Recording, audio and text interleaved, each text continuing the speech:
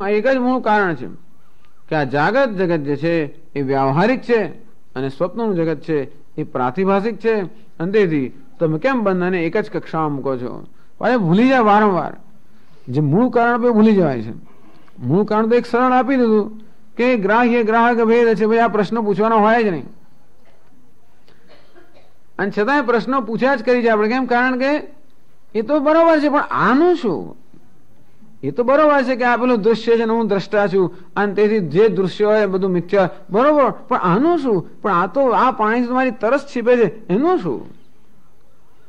અને આ લોટરીના રૂપિયાથી તો હું મારું ઘર ખરીદી શકું છું, પેલાથી ના ખરીદી શકું, એનું શું? અને આ વૃક્ષ મને દેખાય છે અને તમને દેખાય છે, જયારે પેલું વૃક્ષ કે બધાને દેખાતું નથી, એનું શું? અને આ ગઈકાલે જોયું હતું અને આજે પણ જોઉં છું, આ તો સ્થાયી છે અને પેલું સ્થાયી નથી, એનું શું? એટલે આવા બધા પ્રશ્નો આવ્યા કરે. ભલે પેલું મૂળ કારણ કહી દીધું. એટલે ખરેખર સ્વપ્નની દ્રષ્ટાંતની સિદ્ધિ ક્યારે થઈ ગઈ? અને છતાંય વારંવાર નવા નવા પ્રશ્નો કરીને. કારણ કે આ જાગ્રતના પદાર્થો મેં કહ્યું એ પ્રમાણે વ્યાવહારિક સત્તા ધરાવે છે અને તેથી ઘણા લાંબા સમય સુધી ટકી રહેતા હોય છે.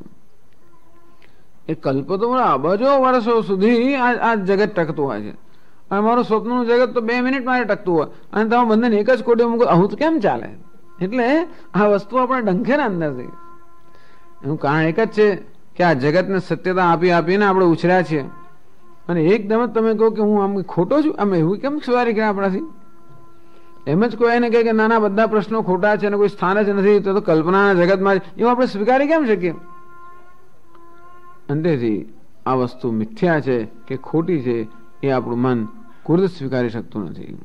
તમે જ વિચાર કરો, આમાં ઇમોશનલ ઇન્વેસ્ટમેન્ટ એટલે જેને માટે આપણે આટલી લાગણી ધરાવીએ છીએ કે આને આટલો પ્રેમ કર્યો અને પેલાને આટલું કર્યું, આને આટલું સજાવ્યું અને આટલું કેટલું બધું કર્યું, આપણે કેટલું ગાર્ડનિંગ કર્યું, ઘરમાં કેટલું પેઇન્ટિંગ કર્યું, કેટલું બધું ઘસ્યું, કેટલું બધું કરીને આપણે આટલી બધી સેવા કરી, આટલું બધું કર્યું અને આ બધું મિથ્યા જ છે.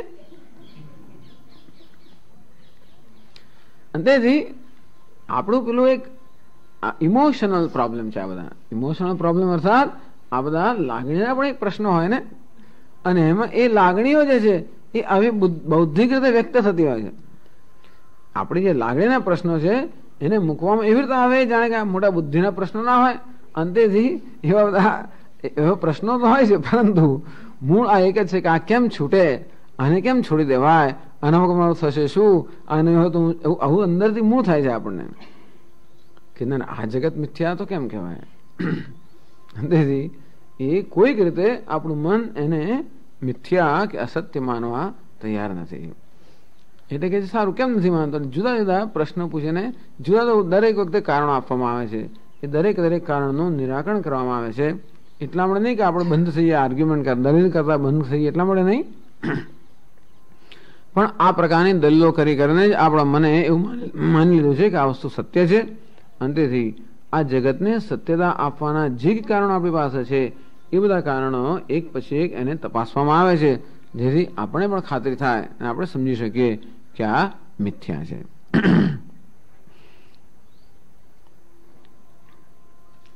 નાન્ય ચિત્તકાલ વ્યતિરેકેણ પરિચ્છેદક કાલ યેષામ તે ચિત્તકાલા. ચિત્તકાલા હિ યેનતસ્તુ. આ ચિત્તકાલા શબ્દ સમજાવે છે કે આ જગતના પદાર્થો, આ સ્વપ્નના પદાર્થો કેવા છે? ચિત્તકાલા. ચિત્ત હોય એટલા સમય સુધી, કાળ એટલે કે સમય, ચિત્ત એટલે કે કલ્પના હોય એ સમય સુધી જ હોય, અને એ કલ્પના સિવાય બીજા કોઈ સમયે જે હાજર કે વિદ્યમાન ન હોય એને કહેવાય છે ચિત્તકાલા. નાન્ય ચિત્તકાલ વ્યતિરેકેણ પરિચ્છેદક કાલ યેષામ તે ચિત્તકાલા. અર્થાત કલ્પના જેટલા કાળ સુધી ચાલે એ કાળથી વધારે કાળમાં જે ન હોય એને કહેવામાં છે ચિત્તકાલા. એટલે સરળતાથી કહે છે કલ્પના કાલે એવ ઉપલભ્યંતે ઇત્યર્થ.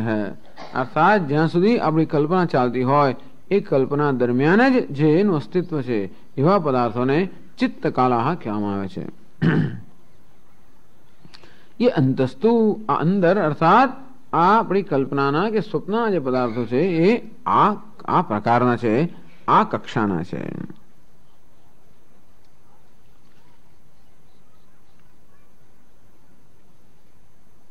ત્યારે બહારના પદાર્થો કેવા છે આગળ કહે છે ભાષ્યમાં.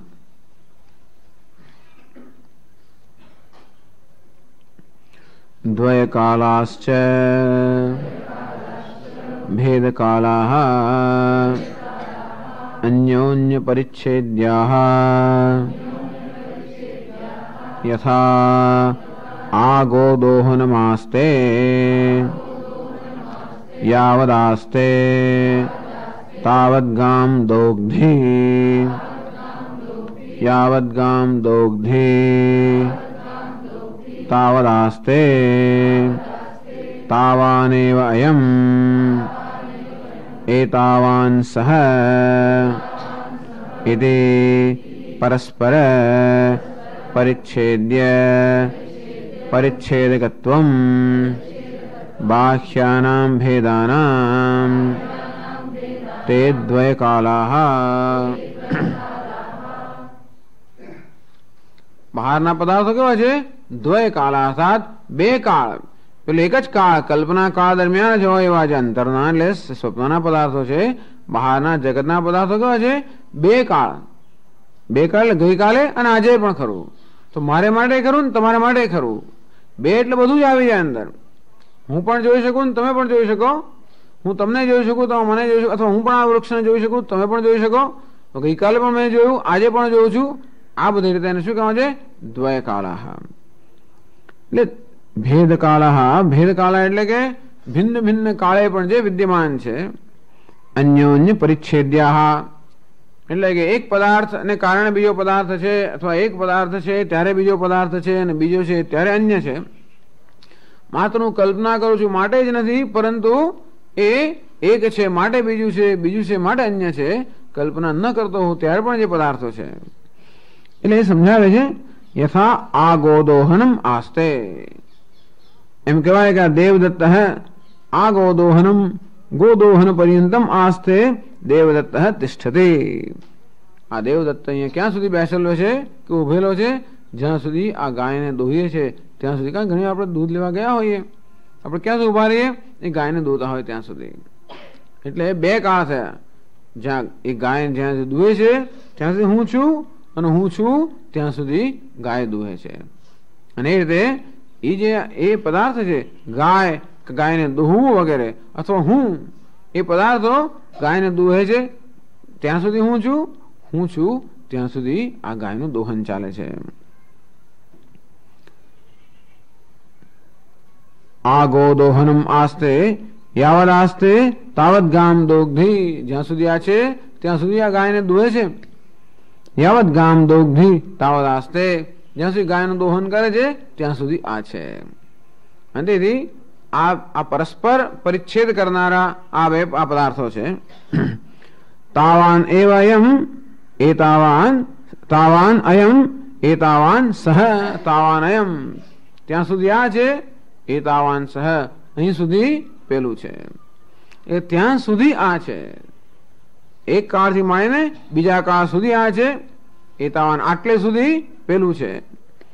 અર્થાત ત્યાં સુધી એટલે કે પેલો ઘડો આ છે અથવા આ ઘડો પેલો છે. અને તેથી એકનો એક જ પદાર્થ આપણે બીજા સમય પણ ઓળખી શકતા હોઈએ છીએ. અને આ પ્રકારે જે બહારના પદાર્થો છે એ પદાર્થો કેવા છે? આપણે ગઈકાલે પણ ઓળખ્યો, આજે પણ ઓળખ્યો. અને તેથી હું માત્ર એને જોઉં છું ત્યાં સુધી એ પદાર્થ નથી, પરંતુ હું ન જોતો હોઉં ત્યારે પણ એ પદાર્થ હોય છે. અને તેથી આ પદાર્થની સત્તા માત્ર મારી કલ્પના પર આધારિત નથી. મારી કલ્પના એ પદાર્થને કારણે છે. એ પદાર્થ છે માટે હું જોઉં છું. આ પ્રકારનો ભેદ, મહાન ભેદ સ્વપ્નના અને જાગ્રતના પદાર્થો વચ્ચે રહેલો છે. यदि परस्पर परिच्छेद्य परिच्छेदकत्वम बाह्यानाम भेदानाम ते द्वय कालः. આમ ટૂંકમાં બહારના પદાર્થો બે કાળ સુધી કે અનેક કાળ સુધી હોય છે, જ્યારે સ્વપ્નના પદાર્થો માત્ર કલ્પનાના કાળ. પેલા અસ્થાયી પદાર્થો છે, આ સ્થાયી પદાર્થો છે. યાવતા કાલેનયમ ઘટઃ અર્થક્રિયામ નિર્વર્તયિતુમ શક્નોતિ તાવતા કાલેન અવચ્છિન્ન સન એષ તિષ્ઠતિ.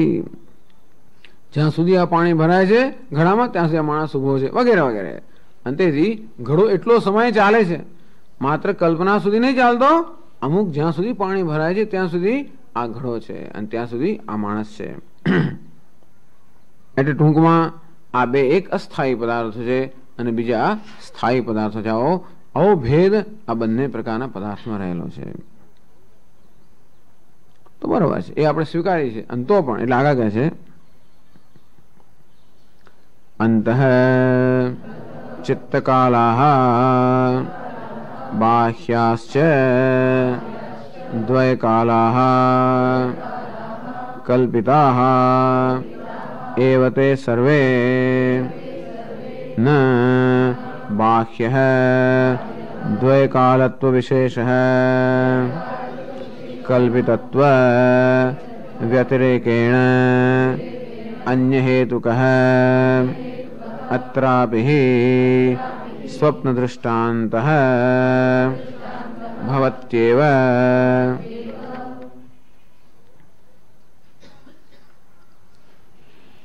અંતઃ ચિત્તકાલાઃ બાહ્યાશ્ચ દ્વયકાલાઃ કલ્પિતા એવ તે. અર્થાત પદાર્થોમાં આ પ્રકારનો ભેદ હોવા છતાં પણ એ બધા પદાર્થો કલ્પિત જ છે. અર્થાત કલ્પિત હોવામાં કોઈ એ બે વચ્ચેનો વિશેષ નથી. લાંબો સમય છે અને માત્ર કલ્પનાના કાળ સુધી છે એ પ્રકારની વિશિષ્ટતા કે જુદાપણું એમનામાં છે, પરંતુ બે કલ્પિત છે એમાં કોઈ પ્રકારનો ભેદ નથી. ટૂંકમાં કોઈ પાણાનો પેલો મહેલ બાંધે, એ મહેલ ક્યાં સુધી ટકે? જ્યાં સુધી આ મહેલ આપણે બાંધ્યો ત્યાં સુધી. એ કદાચ થોડી મિનિટ ટકે. અને પેલો ઈંટ અને ચૂના અને પથ્થરથી મહેલ બાંધવું તો કદાચ ઘણા વર્ષો સુધી ટકે. અને છતાં આપણે બંને બંધાયેલા જ છે, બંને મહેલ જ છે અને બંનેનો ઉત્પત્તિ છે, બંનેનો નાશ છે અને એ રીતે બંને એક જ કોટીના છે. એમાં ભેદ નથી. એક માત્ર થોડા સમય ઉડી જાય અને બીજો ઘણા વર્ષો સુધી ટકે, અને છતાં પણ બંને કેવા છે? નાશવંત જ છે. બંને ઉત્પન્ન કરાયેલા છે, બંને બંધાયેલા છે. એમાં ભેદ નથી. એક લાંબો સમય ચાલે, બીજો ટૂંકો સમય ચાલે. એકમાં હું રહી શકું, બીજામાં ના રહી શકું. આવો ઘણો બધો ભેદ હોય, છતાં પણ બંને નાશવંત છે, એમાં સમાનતા છે. અને તે રીતે આ બહારના પદાર્થો ટકાઉ છે, ઉપયોગી છે વગેરે છે, અને છતાં પણ એ કલ્પિત જ છે. કહ્યું એ પ્રમાણે આ કલ્પના આ નક્કર કેમ છે, આટલી ટકાઉ કેમ છે, આ પદાર્થો આવા કેમ છે કે કલ્પના એ પ્રકારની છે. સ્વપ્નના પદાર્થો આવા કેમ છે કારણ કે કલ્પના એ પ્રકારની છે. સ્વપ્નના પદાર્થોની કલ્પના એવી અસ્થાયી હોવાને કારણે, ક્ષણિક હોવાને કારણે એ પદાર્થો એક ક્ષણિક છે, અને આ કલ્પના એકદમ સ્થાયી હોવાને કારણે બહુ લાંબો સમય સુધી એકને એક વસ્તુ કર્યા કરીએ તો પછી એક બહુ સોલિડ કે નક્કર વસ્તુ ઉત્પન્ન થાય. સદા તદભાવ ભાવિત આખો દેહ આપણે પ્રાપ્ત થયો છે. આ દેહ કે પ્રાપ્ત થયો છે, કલ્પનાથી જ પ્રાપ્ત થયો. કહે છે કે જેમ જેમ આપણે એક એક સંકલ્પ આપણે મનમાં સેવતા હોઈએ, એ દરેક સંકલ્પથી ભવિષ્યમાં આપણું ભવિષ્ય આપણે ઘડતા હોઈએ છીએ. જેમ પેલો આર્કિટેક્ટ એક પ્લાન દોરતો હોય અને એક એક લાઈન જેમ દોરે તેમ તેમ મકાન જે બંધાવવાનું છે એની બધી વિગતો જેમ તૈયાર થતી હોય, તેમ એક એક કરવા આપણે કરીએ કે એક એક સંકલ્પ આપણે કરતા હોઈએ, એ દ્વારા ભવિષ્યમાં જે પ્રકારનું આપણે ભવિષ્ય રચાવાનું છે એ ભવિષ્ય આપણે રચતા હોઈએ છીએ. અને તેથી આ દેહ જ અત્યારે આટલો નક્કર છે. પૂર્વ જન્મને જયારે હું કર્મ કરતો હતો ત્યારે આ દેહ માત્ર સંકલ્પ રૂપમાં જ હતો. અને તેથી અમુક પ્રકારના સંકલ્પો મેં ખૂબ સેવ્યા હોય, અમુક પ્રકારની ઈચ્છાઓ મેં સેવી હોય, અમુક પ્રકારના ભોગની ઈચ્છાઓ વગેરે મેં સેવી હોય, એને કારણે એ ઈચ્છાઓને પૂરી કરવા માટે આ દેહ પ્રાપ્ત થયો. અને તેથી એ બધી કલ્પનાઓને કારણે આ નક્કર દેહ અત્યારે બન્યો. અત્યારે હું જે કર્મ કરું છું એ માત્ર કહેવાય છે સંકલ્પ રૂપના જ છે, અને છતાં પણ એનું ફળ જણાવશે ત્યારે વળી પાછા બીજા નક્કર દેહમાં પ્રાપ્ત થાય. શરૂઆતમાં આપણે એ પણ સમજાવે છે કે બહારના અને અંદરના બધા પદાર્થો છે જે પણ આપણી કલ્પના જ બહારનો પદાર્થ બની જાય અને બહારનો પદાર્થ વળી પાછી કલ્પના ઉત્પન્ન કરે. અને તેથી માત્ર કલ્પનાના પ્રકારમાં ભેદ હોવાને કારણે આ પદાર્થના પ્રકારોમાં ભેદ છે, પરંતુ એ કલ્પિત છે, એમાં ભેદ નથી. ન બાહ્ય દ્વય કાલત્વ વિશેષ કલ્પિતત્વ વ્યતિરેકેણ અન્ય હેતુક. આમ બહારના પદાર્થો સ્થાયી કે ટકાઉ હોવાને કારણે એ કલ્પિત નથી એવું નથી, અને તેથી એનું સ્થાયીપણું એ કલ્પિતત્વને, એ કલ્પિતપણાને ખરેખર એનો બાદ નથી કરતું અથવા એનો વિરોધ નથી કરતો. અત્રાપિ સ્વપ્ન દૃષ્ટાંત ભવત્યેવ. આ પાછું એનું એ દ્રષ્ટાંત કે સ્વપ્નમાં આવું જ હોય છે. એમ કરીને સ્વપ્નનું દૃષ્ટાંત પણ કહે. વળી સ્વપ્નમાં પણ આવું થતું હોય, સ્વપ્નની અંદર પણ થતું જ હશે. આ કહે છે માટે સ્વપ્નમાં એવું થતું જ હોવું જોઈએ. સ્વપ્નની અંદર પણ આપણે સ્વપ્ન આવે કે એક ને એક વસ્તુ એ સ્વપ્ન દરમિયાન આપણું સ્વપ્ન ધારો કે 6 મહિના ચાલ્યું હોય, ધારો કે આપણે એવો અનુભવ થયો સ્વપ્નમાં કે કંઈક આપણે કોઈક જગ્યાએ ગયા હોઈએ, ગંગા કિનારે કે ઋષિકેશ ગયા હોય, ધારો કે ઋષિકેશ જવાની આપણે એ સ્વપ્ન આવે 15-20 દિવસ રહ્યા હોઈએ, ત્યાં પણ આપણે એવું સ્વપ્ન આવે કે રોજ સવાર પર ઉઠતો હોઉં, ત્યાં મંદિરમાં જતો હોઉં, ત્યાં રોજ પછી ત્યાં આરતીને બધું થતો હોય, એમાં હું ભાગ લેતો હોઉં, ગંગામાં સ્નાન કરતો હોઉં, તો પછી એકની એ જ ગંગા રોજ મને દેખાય, ત્યાં 15 દિવસ એકનું એ જ મંદિર રોજ મને દેખાય, એકનો એ જ ઘંટારો મને રોજ મને સાંભળવા મળે. અને તેથી સ્વપ્નમાં પણ જ્યારે કે કારણ કે 15 દિવસ હું ઋષિકેશ રહ્યો માટે એની જે ગંગા છે ક્યાં સુધી ચાલી? 15 દિવસ સુધી ચાલી, માટે કેવી ટકાઉ છે. એ સ્વપ્નમાં પણ જ્યારે હું વળી પાછો ત્યાં બાંકડ પર બેઠો વળગી કલ્પનાઓ કરતો હોઉં તો એ કલ્પનાઓ ક્યાંથી ચાલે? માત્ર કલ્પનાના કાળ સુધી જ ચાલે. સ્વપ્નની અંદર પણ આવા 2 પ્રકારના પદાર્થ હોય છે, અને તેથી સ્વપ્નમાં પણ માત્ર કલ્પનાના કાળ સુધી ચાલે એવા પદાર્થો હોય છે, અને અમે બધાએ ગંગામાં સ્નાન કરતા હોય એવા દ્વયકાળ પદાર્થો પણ હોય છે, પણ છતાં પણ જેમાં મિથ્યા હોય છે તેવી રીતે આ જાગૃતના પદાર્થો પણ ભલે દ્વયકાલા હોય, ઘણા સ્થાયી હોય, અને છતાં પણ એ મિથ્યા સ્વપ્નમાં જેમ હોય છે એમ આ પણ હોઈ શકે. અત્રાપી સ્વપ્ન દૃષ્ટાંતો ભવત્યેવ, અહીં પણ આ સ્વપ્નનો જે દૃષ્ટાંત છે એ તો લાગુ પડે જ છે. यद्यपि सर्वं जाग्रत भेदादम कल्पितम तथापि तत्र यथोक्तो विशेष स्फुट सिद्ध्यति. स्वप्ने सर्वस्य भेदाद कल्पितत्वेपि प्रत्यभिज्ञायमानत्वात् जागृतेपि तदुपत्तिः इत्यर्थः. ટૂંકમાં જાગ્રતના પદાર્થો આવા સ્થાયી છે અને સ્વપ્નના નથી, છતાં બંને સ્વપ્નમાં પણ આવા સ્થાયી અને કલ્પિત આવા પદાર્થોનું સ્વપ્ન પણ આવતું હોય છે, આવતું હશે જ. તેથી કારણ કે તો ઘણા જે સ્વપ્નના નિષ્ણાત લોકો છે કે એમને જે યાદ રહેતું હોય એ આ કહી શકે. આ બધું ઘણા લોકો બહુ એકદમ બહુ સ્પષ્ટતાથી સ્વપ્નનું વર્ણન કરતા હોય છે. સ્વપ્નની એક વિગતોનું વર્ણન બહુ આમ એટલે સ્વપ્ન વિગતવાર વર્ણન કરતા હોય છે. બધી વિગતો એમને યાદ હોય છે, અને બધા અનુભવો પણ આમ બરોબર એક જણા બરોબર ન થયા હોય એવી રીતે એમના અનુભવ થતા હોય છે. અને તે વખતે સ્વપ્નના પદાર્થો પણ નક્કર હોય, સ્વપ્નના પદાર્થો પણ સ્થાયી હોય એવો પણ અનુભવ થતો હોય, છતાં જાગીએ ત્યારે ખબર પડે કે ખરેખર સ્વપ્નમાં એક મકાનમાં કદાચ 6 વર્ષ રહ્યો હોઉં શક્ય છે, અને પણ જાગીએ ત્યારે ખબર પડે કે એવું કંઈ હતું જ નહીં. તેથી આવું માત્ર સ્થાયીપણું એ સત્યતા માટેનું લક્ષણ નથી. તેથી જાગ્રત પદાર્થો સ્થાયી છે મળે સત્ય છે એવું કારણ નથી. એટલે આ બેસીને વિચાર કરવા માટે છે આ બધી વસ્તુઓ કે કેમ આ બધું આપણે આ સત્ય લાગે છે, કેમ આપણે સત્યતા આપે છે. કારણ કે સ્થાયી છે એટલે સત્ય છે એવો નિયમ નથી. દેખાય છે માટે સત્ય જેવો પણ નિયમ નથી. ઉપયોગી છે માટે સત્ય છે એવું પણ નિયમ નથી. તેથી આ જે બધું છે માત્ર એટલે એનો વેશમાં આ બધી વસ્તુ રહેલી છે, પણ જે તત્વ છે એ માત્ર સત્ય છે, આ નામરૂપ નથી. એ જ આ બધું કહેવાનો હેતુ છે. અચ્છા,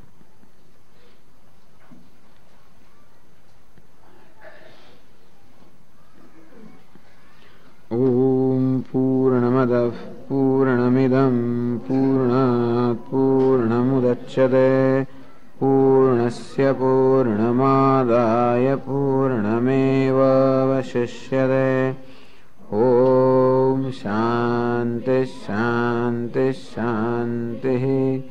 શંકરં શંકરાચાર્યં કેશવં બાદરાયણં સૂત્રભાષ્યકૃતૌ વંદે ભગવन्तૌ પુનઃ પુનઃ.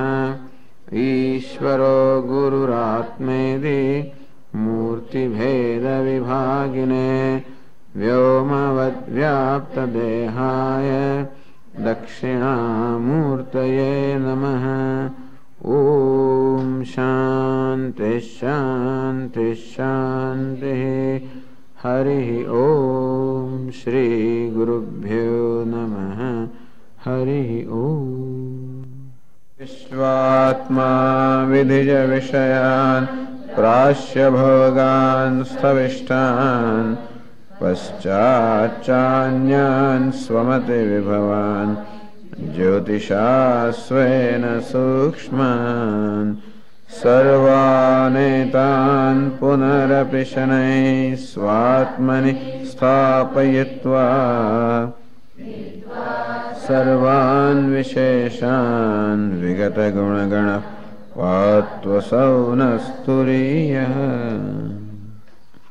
મંત્ર. ચિત્તકાલા હિ યેन्तસ્તુ દ્વયકાલાશ્ચ યે બહિઃ કલ્પિતા એવ તે સર્વે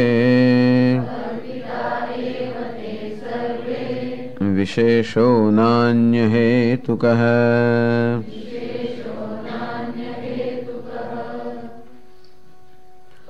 चित्तकाला ही ये अंतः तो जे अंतरमा पदार्थो छे. चित्तकाला ज्યાં સુધી કલ્પના હોય ત્યાં સુધી જ જેનું અસ્તિત્વ છે એવા ક્ષણભંગુર સતત પરિવર્તનશીલ એવા જે પદાર્થો માત્ર ચિત્તના સ્તર પર માનસિક સ્તર પર છે. અને જેમ મનના વિચારો બદલાય કે સંકલ્પો બદલાય તેમ જે સતત બદલાતા હોય છે અર્થાત જેમનું અસ્તિત્વ ક્ષણિક હોય છે એવા પદાર્થો હોય. દ્વયકાલાશ્ચ યે બહિઃ અથવા બહારના બધા પદાર્થો હોય જેનું અસ્તિત્વ ખૂબ લાંબા સમય માટે હોય છે. આ માત્ર ક્ષણભંગુર પદાર્થો હોય કે સ્થાયી જણાતા પદાર્થો હોય. કલ્પિતા એવ તે સર્વે એ બધા જ કલ્પિત છે. માત્ર કલ્પનાનો પ્રકાર જુદો જુદો હોવાને કારણે એ કોઈ ક્ષણભંગુર હોય અને કોઈ સ્થાયી હોય એવી કલ્પના એવી હોવાને કારણે પદાર્થનો એવો સ્વભાવ છે. પરંતુ વિશેષ ન અન્ય હેતુક કોઈ લાંબો સમય ટકે કે કોઈ ક્ષણ માટે ટકે એ પરથી એ સત્ય છે એવું નક્કી થતું નથી. જેવી કલ્પના એવા જ પદાર્થો એવું હોવાને કારણે આ બધા જ પદાર્થો માનસિક હોય કે બાહ્ય હોય સર્વે કલ્પિત છે.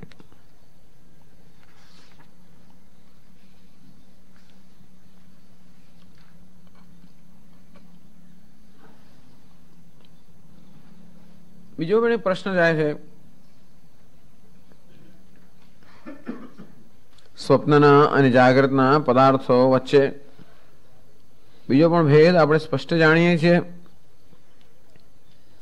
કે જાગ્રત અવસ્થાના પદાર્થો બહુ સ્પષ્ટ રીતે આપણે દેખાય છે. ઇન્દ્રિયોથી આપણે એમનું જ્ઞાન પ્રાપ્ત કરતા હોવાને કારણે આ જાગ્રત અવસ્થાના પદાર્થો બહુ સ્પષ્ટ છે. જ્યારે સ્વપ્ન અવસ્થાના પદાર્થો હોય એવા સ્પષ્ટ હોતા નથી. મોટે ભાગે એવા સ્પષ્ટ રીતે આપણે યાદ પણ હોતા નથી અને સ્વપ્ન જોતા હોઈએ ત્યારે પણ એવી સ્પષ્ટતા એ બધા પદાર્થોની હોતી નથી. અને તેથી આપણને લાગે કે આ સ્વપ્નના પદાર્થો અસ્પષ્ટ છે અને તેથી એ મિથ્યા છે કે કલ્પિત છે એ સમજી શકાય. પરંતુ આ બહારના જગતના પદાર્થો અત્યંત સ્પષ્ટ છે અને તેથી એ મિથ્યા છે કે કલ્પિત છે એ કેમ કહી શકાય? સ્ફુટાસ્ફુટ અવભાસ વિભાગ અનુપત્તે એ કંઈક તો ભેદ હોવો જ જોઈએ સ્વપ્નમાં અને જાગ્રતમાં. કારણ કે સ્વપ્નમાં પદાર્થો અસ્ફુટ છે, અસ્પષ્ટ છે, જાગ્રતમાં અત્યંત સ્પષ્ટ છે. આવો ભેદ હોવા છતાંય કેમ કહો છો કે બંને પદાર્થો સમાન છે? એ પ્રશ્ન ઉત્તર 15મા શ્લોકમાં આપવામાં આવે છે. અવ્યક્તા એવ યેन्तસ્તુ સ્ફુટા એવ ચ યે બહિઃ કલ્પિતા એવ તે સર્વે વિશેષસ્ત્વિન્દ્રિયાંતરે.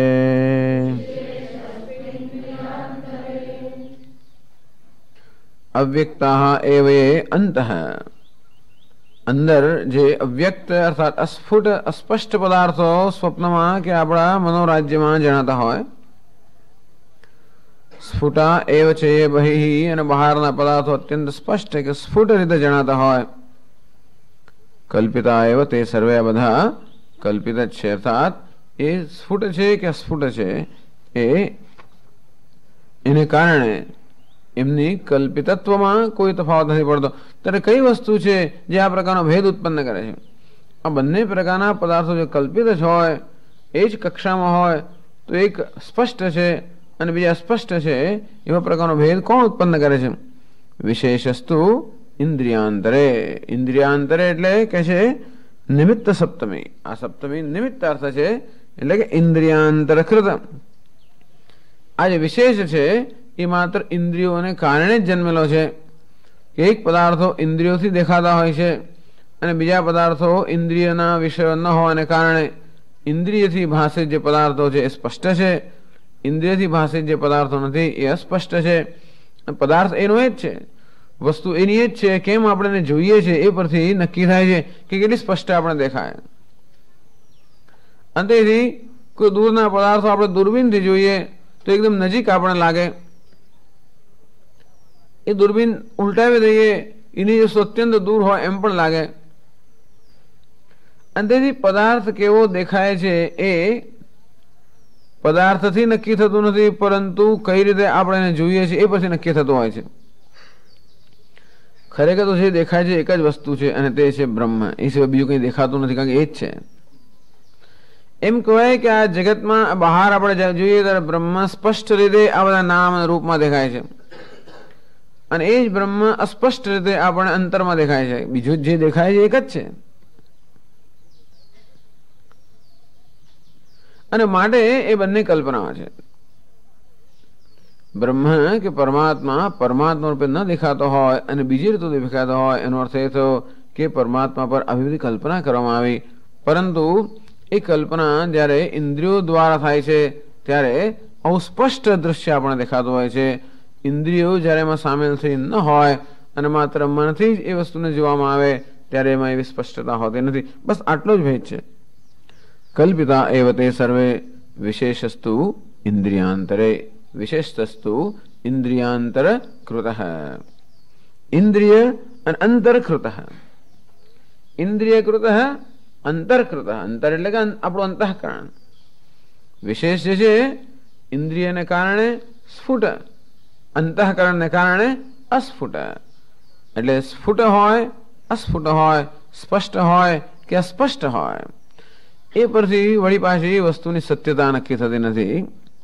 કારણ કે એ સ્પષ્ટ દેખાય છે કે અસ્પષ્ટ દેખાય છે એ વસ્તુને કઈ રીતે જોઈએ છે એ પરથી નક્કી થાય છે.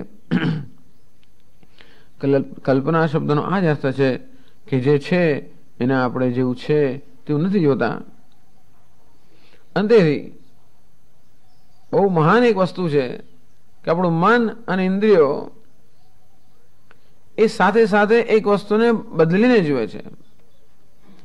મનમાં કંઈક એવા પ્રકારની કલ્પના શક્તિ છે કે વસ્તુ છે એના કરતા બદલીને જુએ.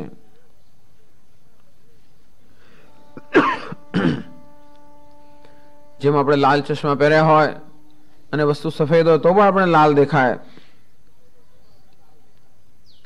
અને તે જ રીતે મનથી જ્યારે પણ આપણે કંઈક દર્શન કરીએ ત્યારે મનનો સ્વભાવ જ છે કે કઈ ને કઈ પ્રકારની કલ્પના કરવી. અને તેથી મન હંમેશા કોઈને કોઈ પ્રકારની કલ્પના ઓઢાડીને જ એ વસ્તુના દર્શન કરે છે. આપણે આ જીવ સૃષ્ટિની વાત નથી કરતા, ઈશ્વર સૃષ્ટિની વાત કરીએ છીએ. આમ તો મનમાં રાગ દ્વેષના ચશ્મા હોવાને કારણે ભગવાને એટલે કે સમષ્ટિ મન વડે જે સૃષ્ટિ સર્જાઈ રહી છે એ પણ આપણે જેવી છે તેવી નથી જોતા. એ તો જાણે બીજો પ્રશ્ન છે, એ પ્રશ્ન આમાં નથી ચર્ચાતો. અર્થાત જેવું જગત રચવામાં આવ્યું છે એવું પણ આપણે તો જોતા નથી. આ જોને કેમ ઘંટ વગાડે છે એમ કરીને આપણે ઘંટ નહીં સાંભળતા, વાણ સાથે સાથે કેમ વગાડે છે, પેલો કેમ ધોકા મારે છે. અને તેથી માત્ર ધોકાનો અવાજ નહીં સાંભળતા આપણે, પણ જોડે જોડે એ ધોકાની વિરોધપૂર્વક સાંભળતા હોય. એટલે એમાં આપણું કંઈક જોડતા હોઈએ.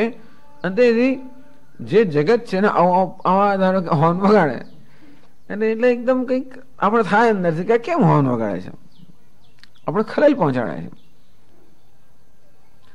એવું હોવાને કારણે જે વસ્તુ છે તેવી આપણે સાંભળી શકતા નથી, જોઈ શકતા નથી, અનુભવી શકતા નથી. પરંતુ એમાં આપણું કંઈક ને કંઈક ઉમેરીને આપણે અનુભવતા હોઈએ છીએ. એવો તો મનનો સ્વભાવ છે જ, એને આપણે જીવ સૃષ્ટિ કહીએ છીએ, જે જીવ સૃષ્ટિ આપણા રાગ અને દ્વેષ રૂપી છે. પણ આપણો તો એ રાગ દ્વેષ જતા રહે તોય પણ આ જે નામ રૂપાત્મક જગત છે એ તો દેખાવાનું જ. એ પણ શું દેખાય રહ્યું છે? વાસુદેવ સર્વમ. જો એક જ વાસુદેવ જો સર્વ હોય તો પછી આપણે જે દેખાય એક વાસુદેવ કેવો છે? તો કે નિત્ય શુદ્ધ બુદ્ધ મુક્ત સ્વભાવ એ જ ચૈતન્ય છે. અને સર્વત્ર ચૈતન્યના દર્શન થવા જોઈએ. એ ચૈતન્ય કોઈ દર્શન યોગ્ય વસ્તુ નથી. એ અંદર બેઠો હોય, બહાર બેઠો હોય, ઉપર બેઠો હોય. આવું અંદર બહાર ઉપર એવું કશું હોતું નથી. અંદર બહાર ઉપર નીચે આ બધા ખ્યાલો જે છે એ ખ્યાલો પણ મનના જોવાને કારણે આ બધા ખ્યાલોને પ્રકાશિત કરનાર પણ એ છે. અને તેથી આવી કલ્પના જો ન થઈ હોય તો કોઈ વસ્તુના દર્શન થઈ, કઈ દર્શન યોગ્ય જે વસ્તુ છે તો નામરૂપ છે. તેથી એના દર્શન કરવા માટે મન સતત જાણે કે નામ રૂપની કલ્પના કરીને એવા નામ રૂપનો વેશ ઉડાડીને જ એ વાસુદેવના કે શિવના દર્શન કરતો હોય છે. અને તેથી સ્વપ્નમાં જેવી રીતે આપણું મન જ કલ્પના કરીને જગત રચતું હોય છે, જાગ્રત અવસ્થાની અંદર પણ આ મન જ આ પ્રકારની કલ્પના કરીને આ બધું જોતું હોય છે. એમ કહેવાય કે આપણું વ્યષ્ટિ મન આવી કલ્પના નથી કરતું, સમષ્ટિ મન કલ્પના કરે છે. પણ છતાં મન બધા આપણા મનનો જે સમષ્ટિ અંશ છે એ આ નામ રૂપની કલ્પના કરે, આપણો વ્યષ્ટિ અંશ છે એના પર રાગ દ્વેષની કલ્પના કરે. પરંતુ આ મન રૂપી આપણું કરણ કે સાધન એની દ્વારા આપણે જોતા હોવાને કારણે આપોઆપ જ આપણે જે જોઈએ છે એના પર આપણે એક અસર ઉત્પન્ન કરીએ છીએ. વૈજ્ઞાનિકોએ આપણે શોધી કાઢ્યું છે કે જ્યારે કોઈ પણ પદાર્થનું આપણે નિરીક્ષણ કરીએ ત્યારે કઈ રીતે નિરીક્ષણ કરીએ છીએ એ પરથી નક્કી થાય કે પદાર્થ કેવો દેખાશે. વસ્તુ દેખાય છે એ માત્ર વસ્તુથી જ નક્કી થાય છે એવું નથી, પરંતુ કઈ રીતે આપણે એનું નિરીક્ષણ કરીએ છીએ એ પરથી વસ્તુ કેવી દેખાય એ નક્કી થાય. નિરીક્ષણ કરવા માટે ઘણું બધું બોમ્બાર્ડિંગ કરતો હોય, અણુઓને છૂટા પાડતો હોય, અને એ માટે જે પ્રક્રિયાનો ઉપયોગ કરવામાં આવતો હોય એ પ્રક્રિયાથી પણ જે વસ્તુને આપણે જોઈએ છીએ એના પર અસર થતી હોય છે. અને તેથી ટૂંકમાં આપણી દ્રષ્ટિ કેવી છે તેવી સૃષ્ટિ હોય, જેવી દ્રષ્ટિ તેવી સૃષ્ટિ. અને તેથી માત્ર દ્રષ્ટિનો જ ભેદ છે. પદાર્થો આપણને સ્પષ્ટ જણાતા હોય તો એ જ કે આ દ્રષ્ટિ સ્પષ્ટ છે અથવા એ પ્રકારની દ્રષ્ટિ છે. પદાર્થો અસ્પષ્ટ જણાતા હોય તો એ પણ માત્ર દ્રષ્ટિનો જ ભેદ છે. અને તેથી દ્રષ્ટિના ભેદથી પદાર્થો અંદર અને બહાર, સ્પષ્ટ અને અસ્પષ્ટ, સ્થાયી અને અસ્થાયી, આ બધા સ્વપ્નના અને જાગ્રતના પદાર્થોમાં આ જે ભેદ ભિન્ન ભિન્ન દેખાય છે એ બધા ભેદ માત્ર આપણું મન કે ઇન્દ્રિયો જેના વડે આપણે પદાર્થોને જોતા હોઈએ છીએ એના વડે ઉત્પન્ન થયેલા ભેદ છે, નહીં કે પદાર્થના અંતર્ગત કે પદાર્થના સ્વરૂપમાં રહેલા ભેદ છે. પદાર્થ તો એક જ છે, વાસુદેવ. અને છતાંય પણ એના પર આ બધા ઓઢાડેલા કલ્પનાના ભેદ છે. કલ્પિતા એવ તે સર્વે. સ્વામીજી આ એક ને એક વસ્તુ સવાર સાંજ કહી કહીને એમાં શું નવું કહો છો તમે? કશું નવું નથી કહેતા. એક જ વસ્તુ કહીએ છે કે આ સર્વ વાસુદેવ છે. આ કહેવાની રીત છે, એની જુદી જુદી રીત છે. ક્યાં તો વાસુદેવ સર્વમ એમ કહો અથવા આ સર્વ કલ્પિત છે. કારણ કે વાસુદેવ સર્વમ એવું જયારે કહેતા ને વેદાંતના આચાર્યો આપણે સમજાવે કે આમાં એક બાદ સામાનાધિકરણ્ય રહેલું છે. સ્થાણુરયમ પુરુષ, જો આ ત્રીજા પ્રકરણનો વિષય છે, અદ્વૈત પ્રકરણનો વિષય, છતાં વાસુદેવ સર્વમ, વાસુદેવ શુદ્ધ નિત્ય શુદ્ધ બુદ્ધ મુક્ત પરમાત્મા, એ જ સર્વ અર્થાત મર્યાદિત નામ રૂપાત્મક જગત જે જળ છે એવું કેમ હોઈ શકે? એમ કહીને કહેવા માંગે છે કે જેને તું આ નામ રૂપાત્મક જગત માને છે, જળ માને છે, સુખ દુઃખનું કારણ માને છે, એ વાસ્તવમાં વાસુદેવ જ છે. એ જરા ધ્યાનથી જો. આ નામરૂપ કલ્પના છે એનો અર્થ એ થયો કે નામરૂપ ને જરા ધ્યાનથી જો તો કલ્પનાનું જે અધિષ્ઠાન છે કે જેના પર કલ્પના થઈ રહી છે એ તને જણાશે. એમના માનીશ આ નામરૂપ જ છે, તે જે જુએ છે એ નામરૂપ પૂરતું મર્યાદિત છે એવું નથી, પરંતુ નામરૂપની સાથે સાથે કે નામરૂપ જેના પર આરોપિત થયા છે એવું તત્વ પણ છે. અને તેથી આપણી દ્રષ્ટિ આ નામ રૂપથી મર્યાદિત ન થઈ જાય, એને જ આપણે માત્ર સત્ય કે પૂરેપૂરું ન માની લઈએ, એ માટે આ વસ્તુ કહેવામાં આવે છે કે આ નામરૂપ કલ્પના છે. અર્થાત કારણ કે કલ્પના જ્યાં હોય તે કલ્પનાનું કોઈ અધિષ્ઠાન જેના પર કલ્પના થઈ છે એ વસ્તુ હોવી જોઈએ. સ્થાણુરયમ પુરુષ તું આ જેને પુરુષ માને છે, ચોર માને છે, એ ખરેખર ચોર નથી, એ તો એક ઝાડનું ઠૂંઠું છે. આ ચોર કેવો છે? કલ્પના છે. એ ચોર કલ્પના કરવાનો હેતુ શું છે કે ત્યાં જે ઝાડનું ઠૂંઠું છે એ સત્ય છે. એ સત્ય બતાવવા માટે આપણને કહે છે. નરી કલ્પના તો ક્યાંય હોય જ નહીં. કલ્પના હોય એટલે એની જોડે અકલ્પિત વસ્તુ હોવી જોઈએ. નરી કલ્પના તો સંભવી જ ના શકે. નર્યો પેલો સર્પ સંભવી જ ના શકે. ત્યાં રજ્જુ ન હોય તો સર્પ સંભવી જ ના શકે. પણ આ સર્પ કલ્પના છે. એવું કહેવાનો હેતુ એ છે કે જેથી આપણે પેલા રજ્જુના દર્શન કરી શકીએ. માત્ર સર્પને કલ્પના એવું જાહેર કરવાનો બીજો કોઈ હેતુ નથી, પરંતુ આ સર્પ કલ્પના છે એ જાહેર કરવાનો હેતુ શું છે કે ત્યાં આગળ રજ્જુ નામનો પદાર્થ રહેલો છે. અને તે રીતે જે જગ્યાએ પણ નામરૂપ છે એ જ જગ્યાએ એ નામરૂપ જેના પર કલ્પિત છે એ વાસુદેવ કે પરમાત્મા રહેલો છે. એ જ જગ્યા એમ કરીને આ જગ્યા એમ થઈ જતો હોય છે, કારણ કે એ જ છેવટે કારણ કે એ વાસુદેવ કે ચૈતન્યમાં આ અને એ એવા ભેદ ન હોવાને કારણે પછી એ પણ રહેતું નથી. એ એટલે આ અથવા હું એટલે કે છે સ્વયમાત્મા બ્રહ્મ, એટલે સર્વમ હિ એતદ બ્રહ્મ અયમાત્મા બ્રહ્મ. આ સર્વ બ્રહ્મ છે. એ બ્રહ્મ ક્યાં છે? અયમાત્મા બ્રહ્મ. અયમ અહમ અહમ એમ રીતે સ્ફુરી રહ્યો છે એ આ બ્રહ્મ છે. એટલે સતત આ દર્શન આપણે કેમ કરી શકીએ? એ જ આમાં આને કારણે કોઈ પૂર્વ પક્ષી મહાત થયો કે ન થયો એ બધું અગત્યનું નથી. આ બધી ચર્ચાની અગત્યતા એટલી જ છે. એટલે આ બધી વસ્તુ સાંભળતી વખતે આ ધ્યાનમાં રાખવાનું કે આ માટે આ થઈ રહ્યું છે.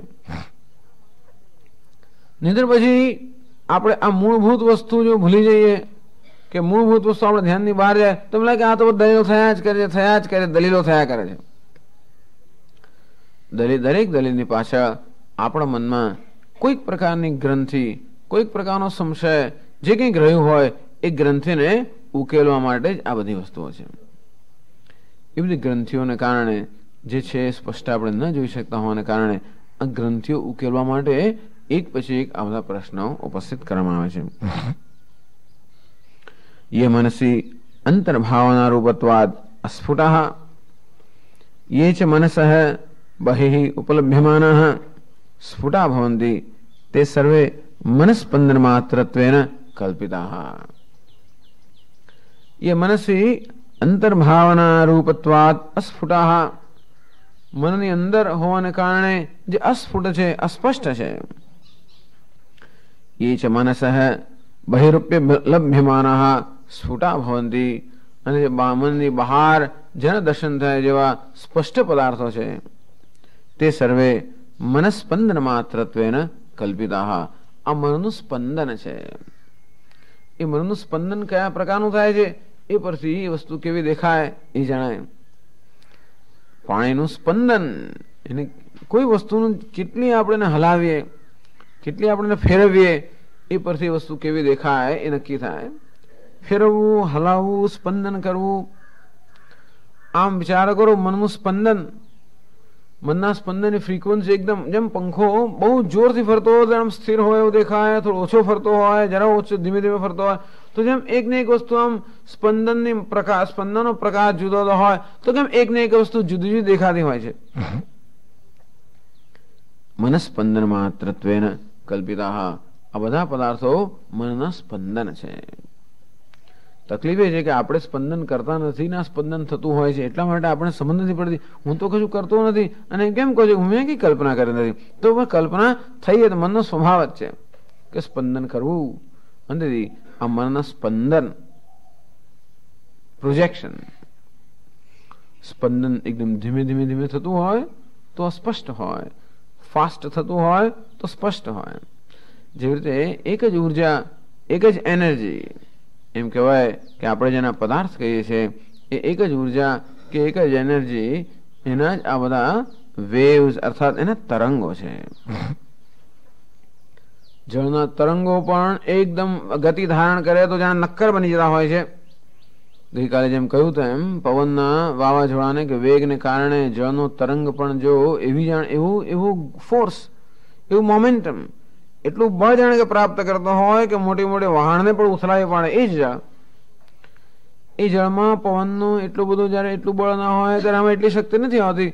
અને કેવી રીતે જળ સ્પંદિત થાય છે એ પરથી એ કેવું દેખાય છે એ નક્કી થાય. મૂળું મોજું હોય કે નાનો તરંગ હોય કે ફીણ હોય, આ બધા જળના સ્પંદનો છે. અંતે રીતે મનની અંદરના અસ્પષ્ટ પદાર્થ હોય કે આ દેહની બહારના સ્પષ્ટ પદાર્થ હોય, આ બધા શું છે?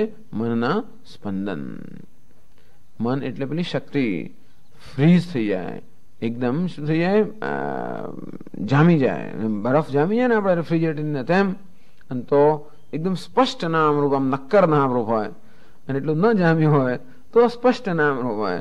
પણ બધું શું છે? જામેલું મન. અંતેથી મનસ્પંદન માત્રત્વેન કલ્પિતા. આ બધી કલ્પનાઓ જ છે. આવું કહેવું એ પણ કલ્પના છે. છતાંય પણ કેવી એક વસ્તુના સ્પંદનથી એના જમાવવામાં જેમ જેમ ભેદ હોય. દૂધ બરાબર જામી ગયું તો આમ દહીં સોલિડ થઈ જાય. પેલો શ્રીખંડના આમ ઊંધો કરતો પણ ના પડે. એટલું સોલિડ ન જામ્યું હોય તો પછી થોડું પ્રવાહી હોય, એથી ઓછું જામ્યું તો પછી વધારે પ્રવાહી હોય. દૂધનું સ્પંદન, જો સ્પંદન શબ્દ વાપરો તો, પણ મનનું સ્પંદન જેમ ધ્વનિનું સ્પંદન, ધ્વનિ સ્પષ્ટ હોય અસ્પષ્ટ હોય, એ શું છે? ધ્વનિના સ્પંદન પર આધાર રાખે છે. ક્યારેક ધ્વનિ સ્પષ્ટ હોય, ક્યારેક અસ્પષ્ટ હોય. એ ધ્વનિનું સ્પંદન કેવા પ્રકારનું છે એ પરથી નક્કી થાય. અંતે રીતે આ મનના સ્પંદન પરથી નક્કી થાય પદાર્થો સ્પષ્ટ છે કે અસ્પષ્ટ છે. પણ એ સ્પંદન છે એમાં કોઈ ભેદ નથી. સ્પંદનનો પ્રકાર ભિન્ન હોવાને કારણે પદાર્થો ભિન્ન ભિન્ન પ્રકારના દેખાય છે, પણ છે તો મનના સ્પંદન જ. પછી પ્રવાહી રૂપમાં હોય કે અર્ધ પ્રવાહી રૂપમાં હોય કે નક્કર રૂપમાં હોય, એ છે તો જળ જ. અંતે રીતે સ્પષ્ટ રૂપમાં હોય કે અસ્પષ્ટ રૂપમાં હોય, છે તો મનના સ્પંદનો જ. મિથ્યા એવ અંતર્બહિઃ ઇન્દ્રિય ભેદ નિમિત્ત સ્ફુટત્વ અસ્ફુટત્વ વિશેષ. આપણે અંતર ઇન્દ્રિયથી જોઈએ છીએ ને કે બહિર ઇન્દ્રિયથી જોઈએ છીએ, એ પરથી જ આટલો ભેદ પડે છે. અંતરિન્દ્રિયમ મન. મને શું કહેવાય? અંતરિન્દ્રિય કહેવાય. અને આ જ્ઞાનેન્દ્રિય શું છે? બહિરિન્દ્રિય. આ માત્ર અંતરિન્દ્રિયથી વસ્તુને જોઈએ તો અસ્ફુટ કે અસ્પષ્ટ હોય, અને બહિરિન્દ્રિયથી જોઈએ તો સ્પષ્ટ હોય. આમ જોવાના પ્રકારને કારણે સ્પષ્ટતા અને અસ્પષ્ટતા છે. કયું સાધન આપણે વાપરીએ છીએ એ પછી નક્કી થાય કે વસ્તુ સ્પષ્ટ હોય કે અસ્પષ્ટ હોય. પણ જે કલ્પના છે એ કલ્પનાત્વમાં કોઈ તફાવત નથી પડતો. ન મિથ્યાત્વમ અમિથ્યાત્વમ વા તત્ર ઉપયુજ્યતે મિથ્યાભૂતેષુ અપિ તદ્દર્શનાદિત્યર્થ. તેથી સ્પષ્ટતા અને અસ્પષ્ટતાથી મિથ્યાત્વ કે અમિથ્યાત્વ એવું નક્કી થતું નથી. કારણ કે મિથ્યામાં કે સ્વપ્નની અંદર પણ બહુ સ્પષ્ટ અને અસ્પષ્ટ આ પ્રકારનું દર્શન હોઈ શકે, અને છતાં એ સ્પષ્ટ અને અસ્પષ્ટ સ્વપ્નના પદાર્થો મિથ્યા હોય એ આપણે જેમ જાણીએ છીએ તેમ. એ સ્પષ્ટતા અને અસ્પષ્ટતાથી, સ્થાયી અને ક્ષણભંગુરતાથી, બહાર અને અંદરથી, આ બધાને કારણે આપણા મનમાં એવો ભેદ પડી ગયો છે કે આવું બહાર ને સ્થાયી હોય, સ્પષ્ટ હોય એ સાચું જ હોય. તો કે નહીં, આને કારણે સાચા ના માનશો. જો મન વસ્તુને સાચું માને છે એના જુદા જુદા કારણો છે. કોઈ કહ્યું નથી કે આને કારણે જગત સાચું છે, પણ આ કારણોથી આ જગતના પદાર્થોને બધી વસ્તુને હું સાચી માની લઉં છું. કારણ કે બહાર છે, સ્પષ્ટ છે, સ્થાયી છે, નક્કર છે. આ કારણો અને ઉપયોગી છે. એ કારણોથી આપોઆપ જ આ બધાને આપણે સત્ય માનતા હોઈએ છીએ કે નહીં. સત્યત્વ નક્કી કરવા માટે નો આ કોઈ માપદંડ કે આ કોઈ કારણ નથી. અંતઃ અવ્યક્તત્વં ભાવાનાં મનોવાસના માત્રાભિવ્યક્તાનાં સ્ફુટત્વં વા બહિઃ ચક્ષુરાદીન્દ્રિયાંતરગ્રાહ્યાણાં विशेषः न असौ भेदानाम् अस्तित्वकृतः स्वप्नेऽपि तथा दर्शनात्। यद्यपि अंतः अव्यक्तत्वं भावानां मनोवासना मात्र अभिव्यक्तानां अंतરની અંદર માત્ર મનની સ્વપ્નમાં માત્ર મનની વાસનાઓને કારણે જે અભિવ્યક્ત થાય છે એ બધા પદાર્થો અવ્યક્તત્વ અર્થાત અવ્યક્ત હોય છે, અસ્ફુટ હોય છે, અસ્પષ્ટ હોય છે.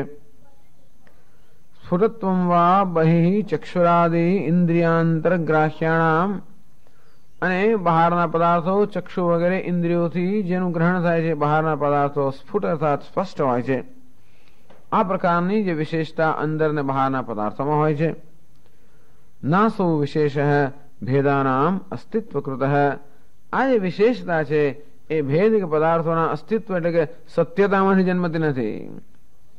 સ્વપ્ને અથવા તો ભેદાનામ અસ્તિત્વકૃત, પદાર્થોની આ વિશિષ્ટતા છે એવું નથી, પરંતુ પદાર્થોને કઈ રીતે જોઈએ છે એ પરથી આ નક્કી થાય છે. વસ્તુ એની જ હોય છતાં પણ ભિન્ન ભિન્ન રીતે એને જોવામાં આવે તો એ જ વસ્તુ ભિન્ન ભિન્ન દેખાય. એક જ કેમેરામાંથી જુદા જુદા એંગલથી ફોટા પાડીએ તો એકને એક જ વસ્તુ જુદી દેખાય. આમથી આમ લાંબુ દેખાય, એકને એક જ માણસ આમ નીચેથી ફોટો લઈ ઘણા એવું હોય તો આમ એકદમ ઊંચું દેખાય. ઉપરથી ફોટો તો એક વસ્તુ આમ બેઠેલી દેખાય, આમ એકદમ ચપટી દેખાય. અંતેથી આ વસ્તુ કેવી દેખાય છે એ વસ્તુનો ધર્મ નથી, પરંતુ કઈ રીતે એને જોવામાં આવે છે એનો ધર્મ છે. એટલે કે છે નાસો વિશેષ ભેદાનામ અસ્તિત્વકૃત, આ વિશેષ પદાર્થોનો ધર્મ છે માટે આવો દેખાય છે એવું નથી. સ્વપ્ને બી તથા દર્શનાત, સ્વપ્નમાં પણ આવા પ્રકારના વિશેષતાઓ સ્પષ્ટતા અસ્પષ્ટતા વગેરે વગેરે બધું દેખાતું હોય છે. અને તેથી આ પદાર્થ એવો છે માટે દેખાય છે એવું નથી.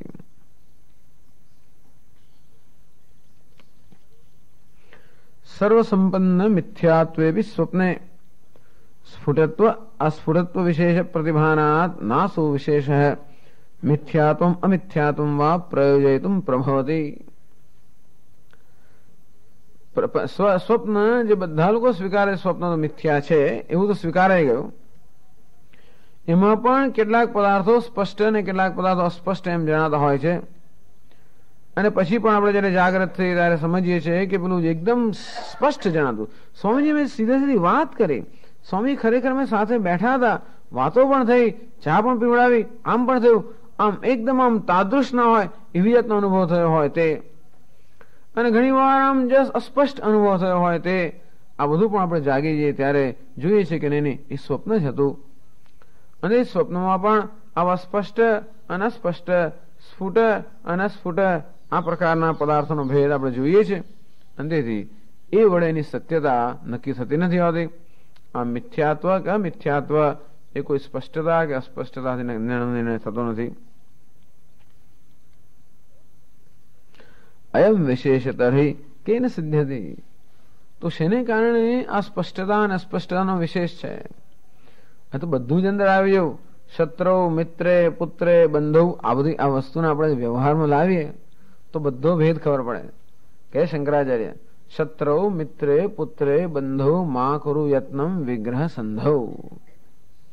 શત્રુ મિત્ર પુત્ર બંધુ કોઈની સાથે વિગ્રહ કરવો, કોઈની સાથે સંધિ કરવી, મા કુરુ યત્નમ, આવો તો યત્ન છોડી દે. શત્રુ નથી અને મિત્ર નથી, પુત્ર નથી અને બંધુ નથી. અરે રે કોઈ છે જ નહીં? તો કે નહીં એવું નથી. સર્વસ્મિન નવી પશ્યાત્માનમ સર્વત્રોત્સૃજ ભેદા જ્ઞાનમ. જયારે એમ કે મહાત્માઓ કોઈ ભાઈ નથી અને બહેને નથી અને સગુય નથી અને વાલુય નથી, ત્યારે આપણે એકદમ નિરાશ થઈ ગયા. પણ કહેવાનો હેતુ એ છે કે આ સર્વ તો વાસુદેવ છે.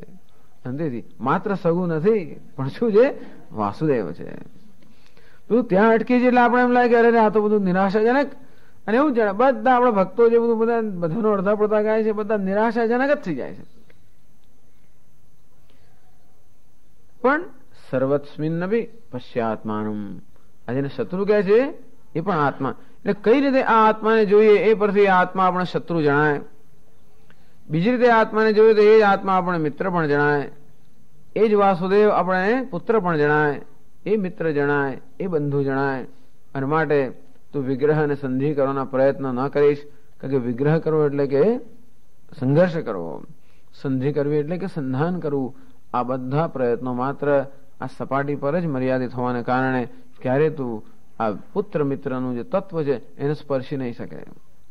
એને સ્પર્શવા માટે આ વિગ્રહ અને સંધિ આ બધી વસ્તુ બંધ કર. આનું નામ સંસારનો ત્યાગ. હું તો આને છોડી દઉં, પેલું છોડી દઉં એમ કરીને એવું છોડી દઉં એટલે આ પ્રકારના સંધિ અને વિગ્રહને પ્રયત્નને છોડો એ ખરેખર સંસારનો ત્યાગ છે. શું ત્યાગવું ને શું ન ત્યાગવું એનો વિવેક ન હોવાને કારણે આપણે તો બધું ફેંકી દેતા હોઈએ છીએ. પણ એને મહાત્મા આવું કહે છે તો એક જ,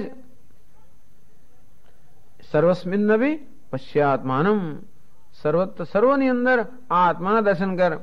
સર્વત્ર ઉત્સૃજ ભેદાજ્ઞાનમ, આ ભેદ રૂપી જે અજ્ઞાનમાંથી ઉત્પન્ન થયું છે એ ભેદનો તું ત્યાગ કર. અને એટલે કે છે કે આ બધો ભેદ એટલે આ સ્પષ્ટતા અહીં આવું બધું નથી કહ્યું. આ જરા વધારે ટેકનિકલ વસ્તુ છે, તો અહીંની એક વસ્તુ જુદા શબ્દોમાં, પણ પેલા શબ્દોમાં કહે તો આપણે બહુ સારું લાગે છે અને આ કહે તો આપણે બહુ ડ્રાય લાગે છે. એ વાત જુદી છે. સ્પષ્ટ અને અસ્પષ્ટ ના બધો આવા અમારા પ્રશ્નો નથી, તો આપણા મિત્ર પુત્ર એવા પ્રશ્નો છે. એક બહુ નજીક લાગે ને બીજો દૂર લાગે ને, એ બધું એ સ્પષ્ટતા અને અસ્પષ્ટતા જુદા જુદા ભેદ છે. આ એકદમ નજીક છે અને આ દૂર છે. દૂર છે એટલે સ્પષ્ટ છે, નજીક છે એટલે સ્પષ્ટ છે, એવું પણ કહી શકાય. અને તેથી આ બધી વસ્તુઓ જોવાનો એક પદ્ધતિ છે ને.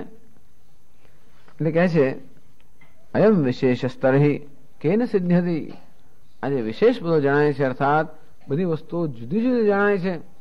આ પ્રકારનો વિશેષ કે આ પ્રકારનો ભેદ એ બધામાં કેન સિદ્ધ્યતિ, કેનાથી શેનાથી આ વિશેષ ઉત્પન્ન થાય છે. એટલે આગળ કહે છે શંકરાચાર્યજી આ પુસ્તકમાં 96માં પાના પર.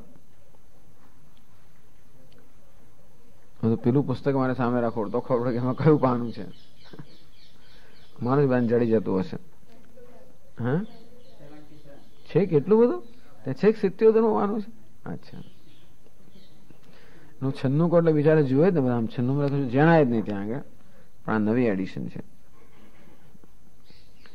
કિમ તર્હિ ઇન્દ્રિયાંતરકૃત એવ અતઃ કલ્પિતા એવ જાગ્રત ભાવાઃ અપી સ્વપ્ન ભાવવત ઇતિ સિદ્ધમ. કિમ તર્હિ, તો પછી આવી સ્પષ્ટતા અસ્પષ્ટતા એવા પદાર્થના ધર્મો જેમને જણાય છે એ કેવી રીતે ઉત્પન્ન થયા. ઇન્દ્રિયાંતર કૃત એવા, માત્ર ઇન્દ્રિયોથી આ થયા. ઇન્દ્રિય કે ઇન્દ્રિયાંતર એમ પણ કહેવાય. ઇન્દ્રિય કે ઇન્દ્રિય વગર, ઇન્દ્રિયથી કે ઇન્દ્રિય વગર કઈ રીતે જોઈએ છે એ પછી આ ભેદ નક્કી થાય છે. મનોમાત્ર સંબંધાત અંતર્ભાવાનામ વાસના માત્ર રૂપાણામ અસ્ફુટત્વમ. મનોમાત્ર જોઈએ છે કોઈ પણ એક વસ્તુ, ધારો કે દેવદત્ત, કોઈ પણ આ વ્યક્તિ હોય, મનસ સ્મર્યમાણસ્ય દેવદત્તસ્ય અસ્ફુટત્વમ. આપણો કોઈ મિત્ર હોય દેવદત્ત, ધારો કે મનમાં આપણને વિચાર કરીએ તો એ દેવદત્તનું જે સ્ફુરણ કે દર્શન થાય કેવું થાય? અસ્પષ્ટ થવાનું. ચક્ષુષા દૃશ્યમાણસ્ય તો સ્ફુટમ. એ જ દેવદત્તને આપણે બહાર ચક્ષુથી જોઈએ તો કેવું દેખાય? સ્પષ્ટ દેખાય. દેવદત્ત એક જ છે, માત્ર મનથી આપણે જોઈએ તો કેવું દેખાય? અસ્પષ્ટ દેખાય. આપણે ઇન્દ્રિયથી ચક્ષુથી જોઈએ તો કેવું દેખાય? સ્પષ્ટ દેખાય. તેમાં દેવદત્ત તત્વ તો એક જ છે. સ્પષ્ટતા કે અસ્પષ્ટતાને કારણે એ માણસ દેવદત્ત મટી જતો નથી. એ જે છે તેનો જ હોય છે, માત્ર એને જોવાની રીત જુદી જુદી હોવાને કારણે એ જુદો જુદો રીતે એક સ્પષ્ટ કે અસ્પષ્ટ રીતે દેખાય. અને તેથી કહે છે કે આવાથી ભરમાઈ ના જશો. આનું નામ માયા, પણ ભરમાવે છે. આમ જુદી જુદી રીતે દેખાઈને આપણામાં એવી જાતનો ભ્રમ ઉત્પન્ન કરે કે આ બધું જુદું જુદું છે. તો માત્ર દેખાવથી ભરમાઈ ના જવું જોઈએ. સ્પષ્ટતા અને અસ્પષ્ટતાથી, બહાર ને અંદરથી, સ્થાયી અને ક્ષણભંગુરતાથી, ઉપયોગી અને નિરુપયોગીથી, આ બધા ભેદ માયાએ ઉત્પન્ન કરેલા હોવાને કારણે માત્ર ભ્રમ ઉત્પન્ન કરવા માટે માયાએ એકની અંદર જાત જાતના ભેદ આપણે ભટકતા ને ભટકતા જ રાખે. તેથી આપણે ગૂંચવાયેલા જ રાખે છે. આ બધા ભેદ કોણ ઉત્પન્ન કરે છે? માયા, અર્થાત મનસ્પંદન. ભલે મનનું સ્પંદન કહો કે માયાનું. માયા એટલે કે સમષ્ટિ મનનું સ્પંદન, અને આપણા રાગ દ્વેષ વગેરે એટલે વ્યક્તિ મનનું સ્પંદન. આટલો ભેદ ખરો. માયા અર્થાત માયાનું સર્જન એટલે સમષ્ટિ મનનું સ્પંદન, અને રાગ દ્વેષ પુત્ર મિત્ર વગેરે એટલે શું? આ વ્યષ્ટિ મનનું સ્પંદન. પરંતુ આ બધા મનના સ્પંદનો છે. અર્થાત એટલે કે આ બધા ભેદથી ભરમાઈને એકને સારું બીજાને ખરાબ, એકને સત્ય ને બીજાને ખોટું એમ ન કહેશો. આ બધા જ માયાના સ્પંદન માત્ર હોવાથી એના મિથ્યાત્વમાં કે સ્પંદનત્વમાં કે કલ્પિતત્વમાં કોઈ ફેર નથી પડતો. એટલે માયાની કરામત સમજાવે છે ને આપણને. આ બધા શ્લોકોમાં માયાની કેવી કેવી કરામત છે. અંતેથી જાદુની કરામત જયારે સમજીએ ત્યારે જ આપણે એ જાદુમાંથી મુક્ત થઈ શકીએ ને. જાદુ જોતા હોઈએ ત્યારે કોઈ જાદુગરની કરામત સમજાવે ત્યારે ખબર ના આ તો કશું નથી, આ તો ખાલી દ્રષ્ટિ બંધ છે. એમ જાદુનું આપણે રહસ્ય સમજીએ તો પછી એ જાદુથી આપના પ્રભાવમાં ન આવે છે. તેમ આ આખી જાદુનું રહસ્ય સમજાવે છે. કઈ જાદુ? ઈશ્વરનો જાદુ કે માયાનો જાદુ છે, એનું રહસ્ય આ બધું સમજાવે છે. મનોમાત્ર સંબંધાત અંતર્ભાવાનામ વાસના માત્ર રૂપાણામ અસ્ફુટત્વમ. માત્ર મન પૂરતો જ સંબંધ હોવાને કારણે વાસનાથી ઉત્પન્ન થયેલા આંતરિક પદાર્થો છે એ અસ્પષ્ટ હોય છે. બહિર્ભાવાનામ તો ચક્ષુરાદિ બહિરિન્દ્રિય સંબંધાત યુક્તમ સ્ફુટત્વમ. જ્યારે બહારના પદાર્થો છે એને આપણે ચક્ષુ વગેરે ઇન્દ્રિયો દ્વારા જોતા હોવાને કારણે એનું સ્પંદન જુદા પ્રકારનું છે. ઇન્દ્રિય પણ એક સ્પંદન, મનનું સ્પંદન, અને એથી પણ ફાસ્ટ સ્પંદન ઇન્દ્રિયનું. અને તેથી મનના સ્પંદનના પદાર્થો અસ્પષ્ટ પણ ફાસ્ટ કરે એટલે સ્પષ્ટ દેખાય. આમ પંખો જોરથી ફરે ને તો આમ સ્થિર હોય એવો સ્પષ્ટ દેખાય આપણને. અને તેવી રીતે આ એક ખાલી કહેવાની રીત જ છે. એટલે આ ઇન્દ્રિયનું આવું સ્પંદનને કારણે આ બધા પદાર્થો, ઇન્દ્રિય પણ મનનો જ એક પ્રકાર છે. તેથી એ મન ઇન્દ્રિય રૂપી પ્રકારથી સ્પંદન કરે ત્યારે પદાર્થો લાલ, પીળા, લીલા, ભૂરા, કાળા, ધોળા, સારા, ખરાબ વગેરે દેખાય. તદેશ વિશેષ મિથ્યાત્વ અવિશેષેપી સિદ્ધ્યતિ. અર્થાત આ મિથ્યા હોવા છતાં પણ મિથ્યાની અંદર આ પ્રકારની વિશિષ્ટતા હોઈ શકે. જેમ રંગ લીલો હોય અને છતાં એમાં 25 પ્રકારના શેડ હોતા નથી. કહીએ તો લીલો જ કહીએ, અને છતાંય 8,490 થી માંડીને 98 સુધી બધા લીલા જ રંગ હોય, 500 સુધી. એટલે લીલાના બધા શેડ હોય, કહેવાય લીલો, પણ લીલામાં કેટલી વિશેષતા હોય, અને છતાં આપણે લીલો જ કહીએ ને. એક જ રાગ હોય, દરેક સંગીતકાર રાગ જયારે ગાય ત્યારે કઈ ને કઈ વિશેષતા ઉમેરીને એમાં ગાતા હોય. અને તેથી રાગ એકનો એક જ કહેવાય, છતાં એમાં એ બધી વિશેષતાઓ હોવાની, એ વિશેષતાઓ આપણે પોતે ઉમેરતા હોઈએ છીએ. અને તે રીતે આ માયાનો સુંદર ખેલ છે કે આવી વિશેષતાઓ શેના માટે છે? આપણા મનોરંજન માટે છે. આપણે ભરમાઈ જઈએ કે ફસાઈ જઈએ કે ખોવાઈ જઈએ એના માટે. ભલે આપણે ખોવાઈ ગયા હોઈએ અત્યારે, પણ આ જાદુનો ખેલ આપણને ખોવાઈ જવા માટે નથી, આપણા મનોરંજન માટે છે. પણ જયારે ન જાણતો હોઈએ ત્યારે આપણે થથરી જઈએ ઘરે, આને તો કોઈને કાપી નાખ્યું, મારી નાખ્યું, શું કર્યું આ બધું. પણ જાણતા હોઈએ તો જોઈએ કે આ તો જાદુ છે. અંદરથી આ ઈશ્વરનો જાદુ છે. એ જાદુનું રહસ્ય આપણને આચાર્ય સમજાવી રહ્યા છે. એટલે શંકરાચાર્ય મહારાજ કહે છે અતઃ એવ કલ્પિતા એવ જાગ્રત ભાવ આપી. અંતેથી જાગ્રતના જે પદાર્થો છે જે સ્પષ્ટ કે નક્કર હોય એ પણ કેવા છે? કલ્પિત જ છે. પણ સ્વામી આંખો પર જો અડકવું તો પણ આમ નક્કર રાખે છે. અડકવું એ પણ ઇન્દ્રિયનો સ્પર્શ છે. અડકવું એ શું છે? એ સ્પર્શેન્દ્રિયનો જ સ્પર્શ છે. સાંભળવું એ પણ કર્ણેન્દ્રિયનો સ્પર્શ છે. તેથી જોવું એ ચક્ષુરેન્દ્રિયનો. એટલે નક્કરતા ખાલી બધા પ્રકારની નક્કરતા હોય છે. આ અડકવાની નક્કરતા છે. એટલે ઇન્દ્રિયથી ઉત્પન્ન થયેલા આ બધા વિશેષો છે. એટલે આપણે કલ્પના કરી છે કે આપણે કલ્પનાના જગતમાં જ છીએ. તેથી માત્ર આંતરિક કલ્પના કરતા હોઈએ તો અસ્પષ્ટ કલ્પના જગતમાં હોઈએ, અને બહાર ઇન્દ્રિયો દ્વારા કલ્પના કરતા હોઈએ તો અસ્પષ્ટ નક્કર કલ્પના જગતમાં હોઈએ. આમ કલ્પનાના પ્રકારો જુદા જુદા છે. બાકી એ કલ્પના છે એમાં કોઈ ભેદ નથી. અતઃ કલ્પિતા એવ જાગ્રત ભાવ આપી સ્વપ્ન ભાવ સિદ્ધમ. બસ પૂરું થઈ ગયું. અત્યાર સુધીમાં હવે હવે આગળ આ ચર્ચા નહીં આવે. એટલે જે કંઈ કરવાની ચર્ચા કે આ વસ્તુ મિથ્યા છે ઇતિ સિદ્ધમ. હવે એવું કોઈ વસ્તુ એવો કોઈ પ્રશ્ન રહ્યો નથી કે જાગ્રત અને સ્વપ્ન વચ્ચેનો એવો કોઈ ભેદ રહ્યો નથી જે ભેદની ચર્ચા ના થઈ હોય, અથવા એમને સૂજે એવો કોઈ ભેદ રહ્યો નથી જેની ચર્ચા ના થઈ હોય. અને તેથી કહે છે કે આ બધા ભાવો કલ્પિતા એથી સિદ્ધમ. સ્વપ્નમાં જેમ બધા કલ્પિત છે એમ જાગ્રત ભાવ પણ કલ્પિત છે એથી સિદ્ધમ. એટલે આપણા પર ઠસાવવા માટે નથી કહેતા, ઠોકી બેસાડવા નથી કહેતા, પણ માત્ર સ્પષ્ટ કરવા માટે કહે છે. ભવતુ સર્વસ્ય કલ્પિતત્વમ. ચાલો બધું કલ્પિત છે, ચાલો સ્વીકારી લીધું, સમજ્યા કે આ બધું કલ્પિત છે. સા પુનઃ સર્વકલ્પના કેન દ્વારેણ.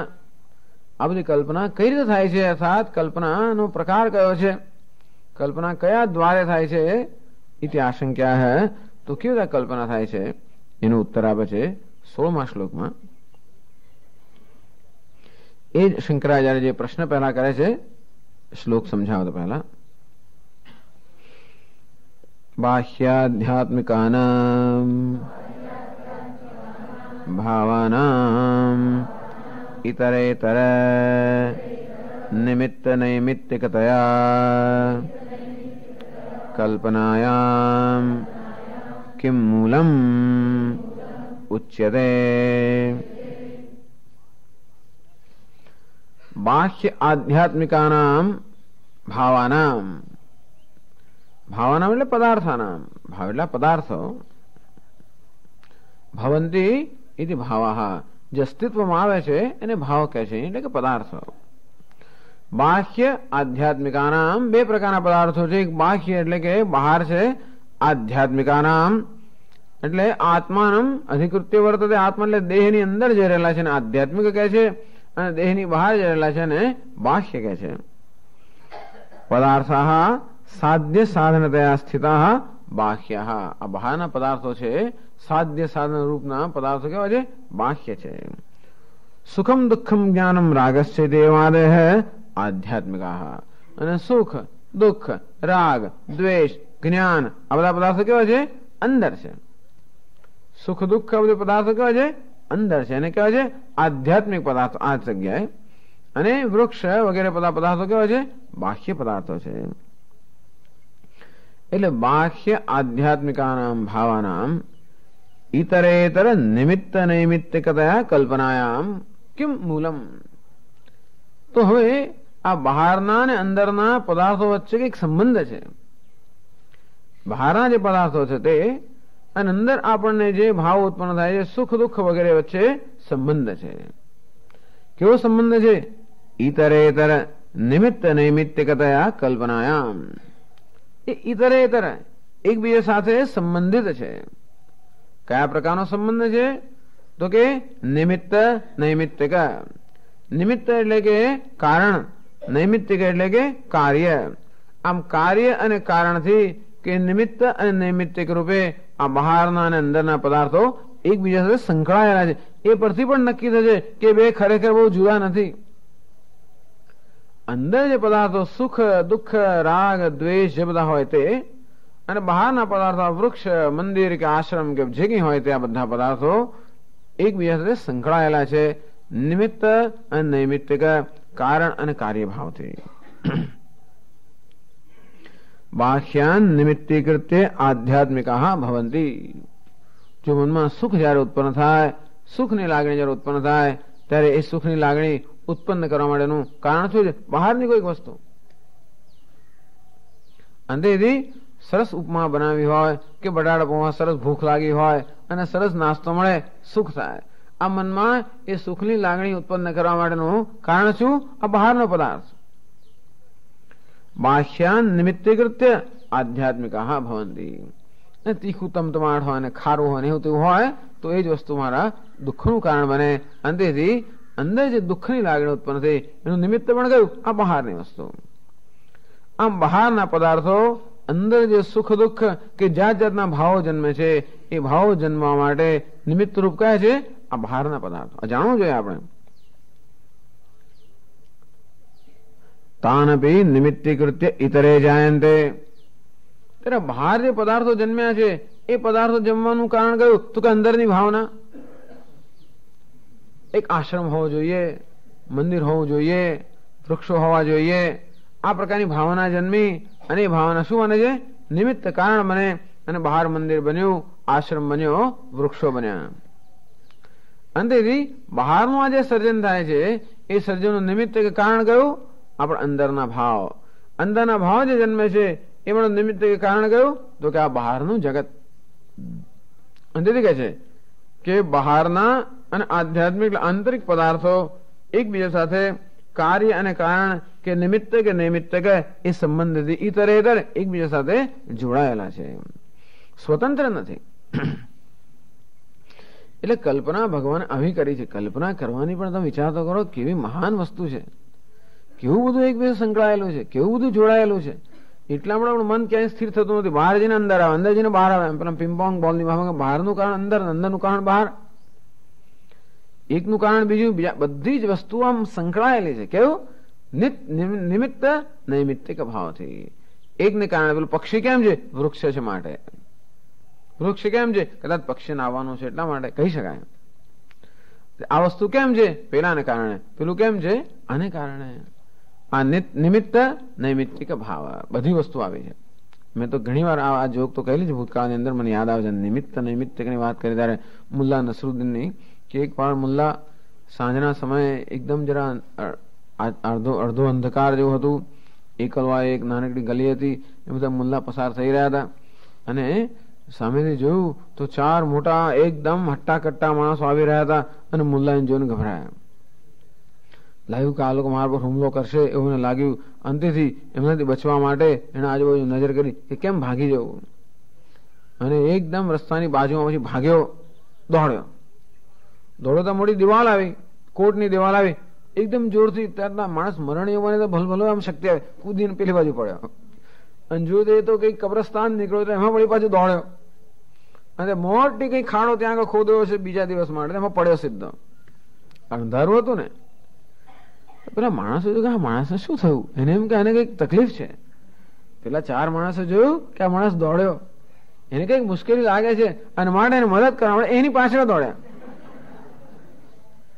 પેલું જો કે આ પાછળ પડ્યા એટલે એ દોડ્યો અને પેલો અંદર પડ્યો, પેલા કૂદીને ગયા અને ચારેય બાજુ પછી પેલી જે મોટો ખાડો ખોદ્યો હતો એને આમ ચારે બાજુ અંદર જઈને ઉભા રહ્યા. અને ઉપરથી પેલા અંદર પૂછે, પેલા સુતેલા પેલા આમ ચત્તો પાડ સૂતો આમ જોતો હતો અને આમ નીચે જુએ, આ એકબીજાને જુએ. તેથી આ લોકોને પૂછે કે તો અહીંયા અંદર આવ્યો એનું કારણ શું? કે છે તો કે એક રીતે જોઈએ તો હું અંદર આવ્યો એનું કારણ તમે છો, અને બીજી રીતે જોઈએ તો તમે ત્યાં છો એનું કારણ હું છું. કારણ કે હું ના હોત તો તમે ના હોત, તમે ના હોત તો હું પણ ના હોત. અને તેથી એકબીજા સંકળાયેલા છે. કેવા? નિમિત્ત નૈમિત્તિક ભાવથી. આ કારણ, આનું આ કારણ છે અને આ આનું કારણ છે. એટલા માટે આપણે કશું નક્કી નથી કરી શકતા કે કોનું કારણ કોણ છે ખરેખર. આજે કે બીજો પ્રશ્ન ઉપસ્થિત થયો, પણ આપણા જીવનની અંદર પણ આ જ આનું કારણ છે એ નક્કી કરવું બહુ મુશ્કેલ છે. અને તેથી આણે જ આમ કર્યું અને કેમ કર્યું એવું નક્કી કરવું મુશ્કેલ છે. કારણ કે શક્ય છે કે મારામાં કઈક વિશિષ્ટતા હોય જેને કારણે કોઈ માણસ કશું કરવા પ્રેરાય. એટલે કે કશુંક બહાર થતું હોય, શક્ય છે કે એનું નિમિત્ત મારામાં હોઈ શકે. આમ બહારથી એમ દેખાય એ નિમિત્ત છે અને એ નિમિત્ત છે, હું નૈમિત્ત કશું કંઈક મને કરવામાં આવ્યું. પણ શક્ય છે કે હું પણ નિમિત્ત હોઉં અને એ નૈમિત્તિક હોય. અર્થાત જાણે કે આમ વીજળીની હાજરીમાં બલ્બ આમ બિચારો એકદમ એમાં પ્રકાશ આવે જ, અને તેથી તેવી રીતે મારી હાજરીમાં આપોઆપ જ કદાચ કંઈક થતું હોય, અને તેથી હું નિમિત્ત બનતો હોઉં અને બીજા નૈમિત્તિક બનતા હોય. પણ બહારથી કંઈક કરવામાં આવે એટલું એમ માનું કે નિમિત્ત છે અને મને કંઈક કરવામાં આવે હું નૈમિત્તિક બની ગયો. આમ આખું જગત આવી રીતે નિમિત્ત નૈમિત્તિક, કારણ અને કાર્ય, સાધન અને સાધ્ય, બધા અત્તા અને અન્ન, ભોગતા અને ભોજ્ય, આમ જ બધું એવું સંકળાયેલું છે કે કશું છૂટું પડાયું છે જ નહીં. અને તેથી આ જ કારણ છે એવું કહેવું શક્ય નથી. આ કારણ છે તો એનું કશુંક તો કારણ હોવું જોઈએ, કારણ કે આ કારણ આવું છે. આ પક્ષી આ જ વૃક્ષ પર આવીને બેઠું, વૃક્ષમાં કંઈક વિશેષતા હોવી જોઈએ અને તેથી પક્ષી આવીને બેઠું. પક્ષીમાં કઈ વિશેષતા હોવી જોઈએ, સીધા વૃક્ષ પર આવીને બેઠું. વૃક્ષમાં કશું ખાવું જોઈએ કે પક્ષી ત્યાં આવીને બેઠું, બીજે ના ગયું.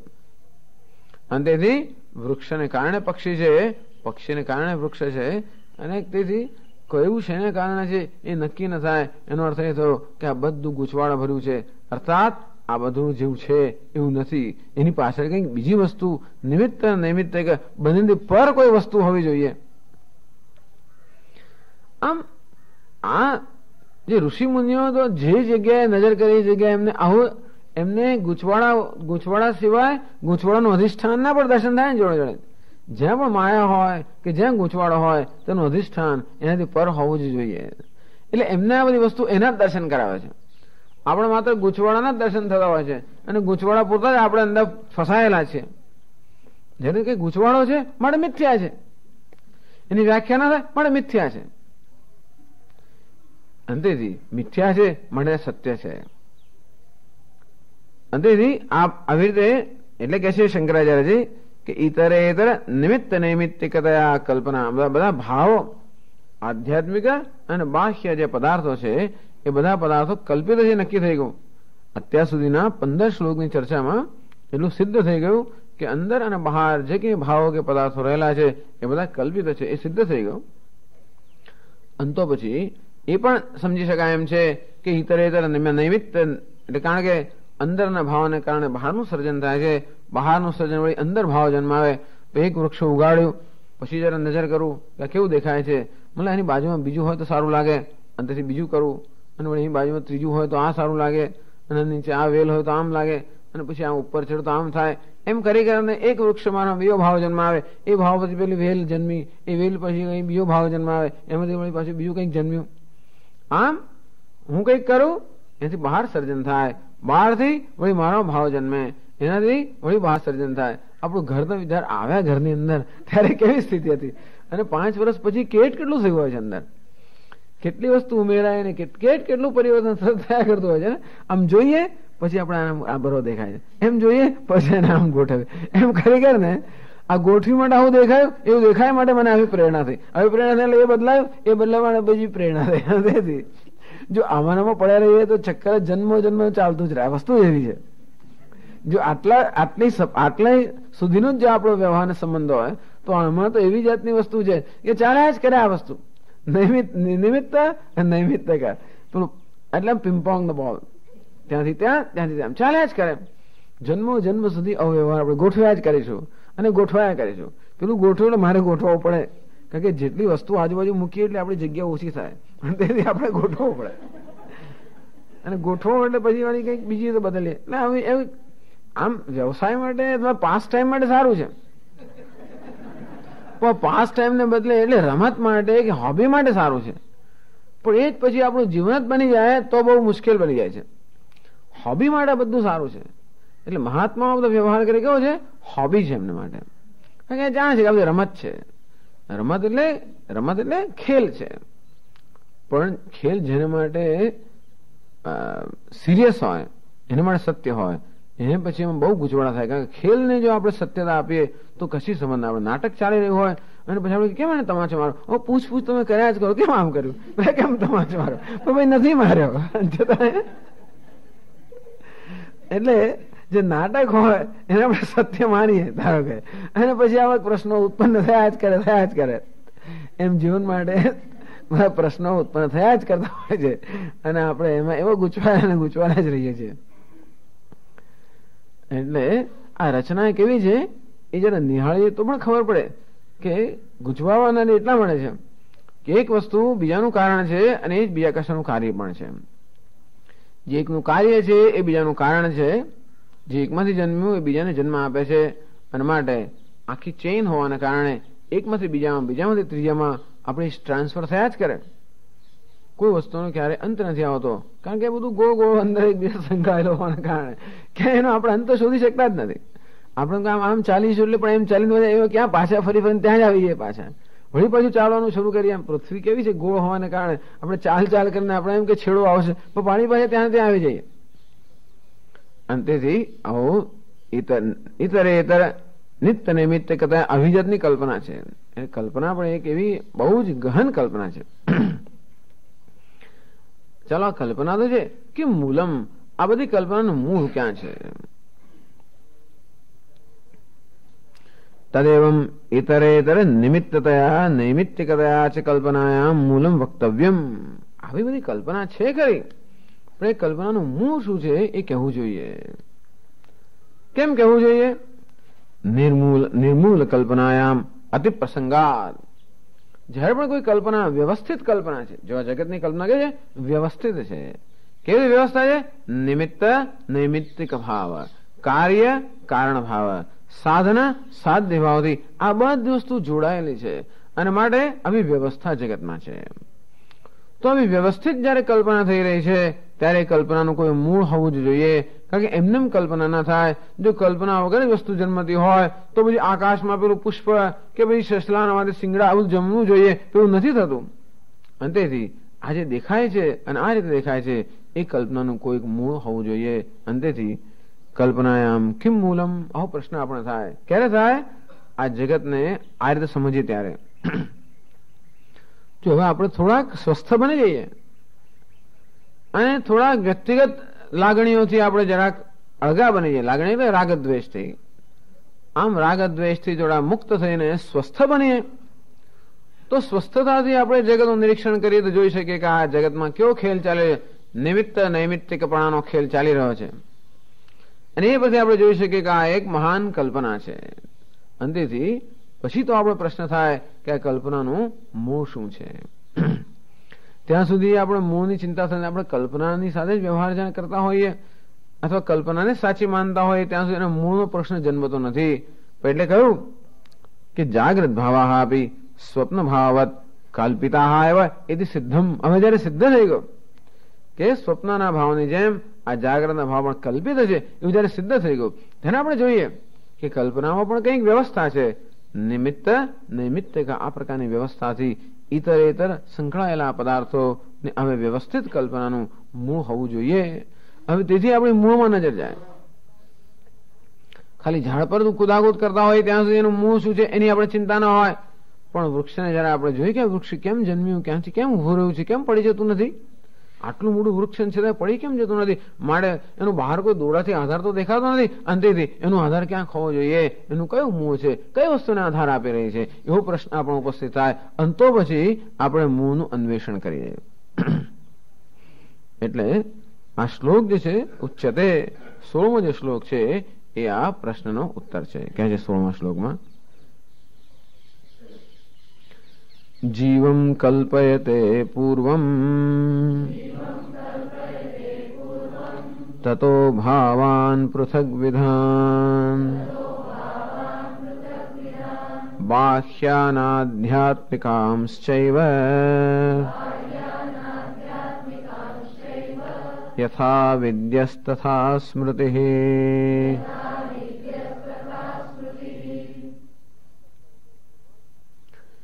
જીવમ કલ્પયતે પૂર્વમ, પૂર્વમ સૌથી પહેલા જીવમ કલ્પયતે, સૌથી પહેલા જીવની કલ્પના કરવામાં આવે છે.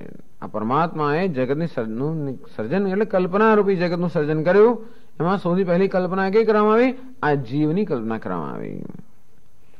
તતો ભાવાન પૃથક વિધાન, અને ત્યાર પછી પૃથક વિધાન ભાવાન કલ્પયતે, ભિન્ન ભિન્ન પ્રકારના ભાવો કે ભિન્ન ભિન્ન પ્રકારના પદાર્થોની પછી કલ્પના કરવામાં આવી જીવ દ્વારા. તત તે દ્વારા પહેલા સૌથી પહેલા કલ્પના શેની કરવામાં આવી? જીવની. એ દ્વારા પછી ભિન્ન ભિન્ન પ્રકારના પદાર્થોની કલ્પના કરવામાં આવી. કયા પદાર્થો? બાહ્યાન આધ્યાત્મિકાંશ્ચૈવ, અને જીવ દ્વારા બહારના અને આધ્યાત્મિક આંતરિક આ સર્વ ભિન્ન ભિન્ન પ્રકારના પદાર્થોની પછી કલ્પના કરી. કલ્પયતે એ તો વર્તમાન કાળમાં જ લખે છે, એટલે એવું નથી કે ભાઈ અકલ્પયત ભૂતકાળમાં કર્યું નથી, કલ્પયતે. એટલે જીવ પોતે પણ સતત ચાલતી કલ્પના છે, સતત ચાલતી કલ્પના, અને જીવ દ્વારા સતત ચાલતી કલ્પના આ બહારના અને અંદરના પદાર્થો છે. જો આવો સરસ ખેલ ચાલી રહ્યો છે, એને આપણે કોઈ પ્રકારની ચિંતા કરે વગર ખેલનો આનંદ આવ્યો છે. જે જાદુ ફસાયેલા લોકો બિચારા અત્યંત દુઃખી છે એ જ જાદુનો જે રહસ્ય જાણનાર લોકો એનો આનંદ માણી શકતા હોય છે.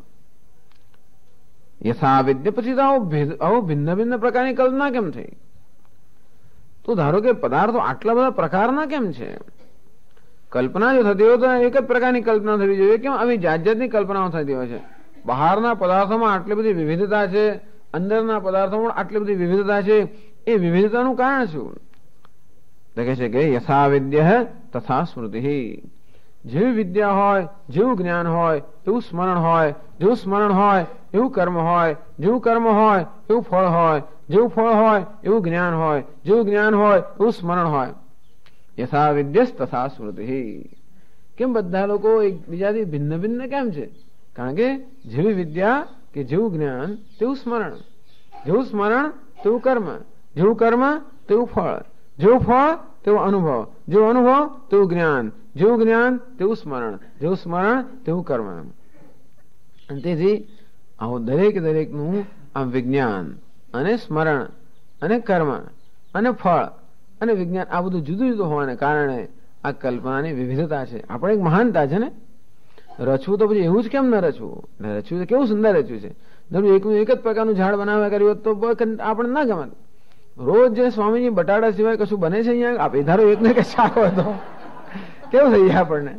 એટલે વેરાયટી જોઈએ જ હંમેશા. અંતેથી ભગવાને વેરાયટી માટે એક સુંદર વસ્તુ કરી. યથા વિદ્યા તથા સ્મૃતિ. જેવી વિદ્યા તેવી સ્મૃતિ. અને તેવી રીતે એટલે એ નાના ભાવાન પૃથક વિધાન, આ ભિન્ન ભિન્ન પ્રકારના બધા પદાર્થો બનાવે એનું આ કારણ સમજાવે છે. એટલે આ રચના સમજાવે છે કે આ ભેદ આવા ભિન્ન ભિન્ન પ્રકારના છે એનું કારણ શું? જો એકવાર રચના આપણે સમજીએ પછી આપણને એટલો ગૂંચવડો ન થાય. પછી ભેદ શું છે બહુ અગત્યની વસ્તુ રહેતી નથી. ભેદ છે બસ, કેમ છે ને શા માટે છે એવી ચિંતા નહીં. યથા વિદ્યા તથા સ્મૃતિ. જેવી વિદ્યા એવી સ્મૃતિ. અને માટે એવો ભેદ છે.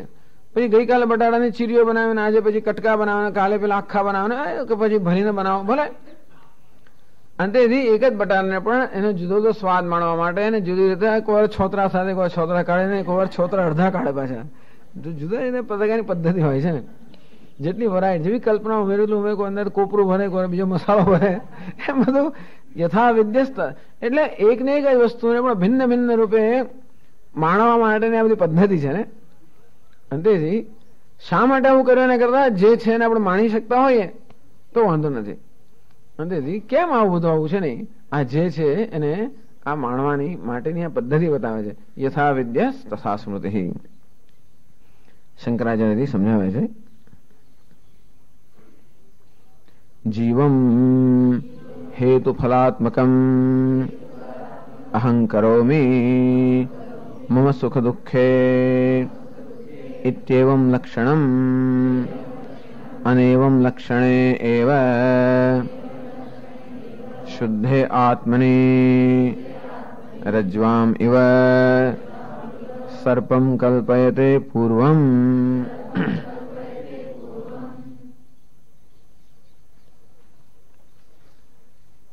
રજ્વામ ઇવ સર્પમ, આ દ્રષ્ટાંત તો સતત આવ્યા જ કરે છે પહેલા વખતથી અને છેલ્લે સુધી. કારણ કે કલ્પના એમને આ પ્રકારની કલ્પના અભિષ્ટ છે.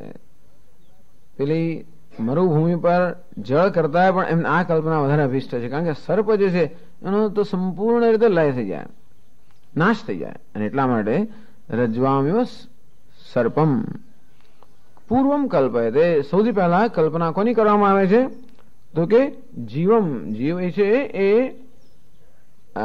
કર્મ છે, દ્વિતીય વિભક્તિમાં છે. ઈશ્વર અથવા આત્મા જીવમ કલ્પયતે.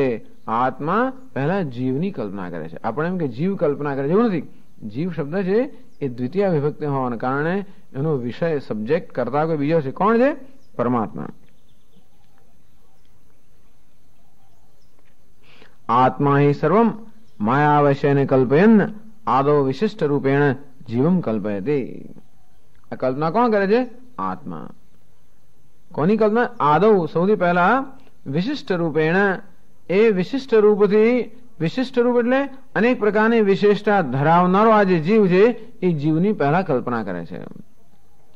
કેવી રીતે કલ્પના કરે છે? તત્સૃષ્ટવા તદેવાનું પ્રાવિશદ. આવી કલ્પના એટલે એ કલ્પનાને ઉપનિષદમાં પ્રવેશ એ રીતે સમજાવવામાં આવે છે. આપણે સમજાવવાની એક રીત છે કે આ ઉપાધિનું સર્જન કરીને ઈશ્વરે આ ઉપાધિમાં પ્રવેશ કર્યો. આ 7 ઉપાધિનું સર્જન કરીને ઉપાધિ સાથે તાદાત્મ્ય સેવું કે ઉપાધિમાં અહમ ભાવ ઉત્પન્ન કરવો. સર્જન એટલે પહેલા સૌથી સર્જન પહેલા કોણ થયું? ઉપાધિમાં અહમ ભાવનું. એનું નામ જીવ. જીવ નામની કોઈ નવી હસ્તી નથી. એવું નથી કે આત્માએ જીવની કલ્પના કરી અર્થાત આત્માથી અલગ નવા બીજા તાંખાઓ કરીને નવા ચેતન જીવો ઉત્પન્ન, એવું નથી. કલ્પના કરવી એટલે જેવી રીતે રજ્જુ પર સર્પની કલ્પના થાય કે રજ્જુ જેમ સર્પ રૂપે ભાસે, આમ સર્પ નામનો કોઈ નવો પદાર્થ નથી. આપણે જયારે કલ્પનાની વાત કરીએ ત્યારે સમજવું એટલા માટે આ દ્રષ્ટાંત સતત આપે છે.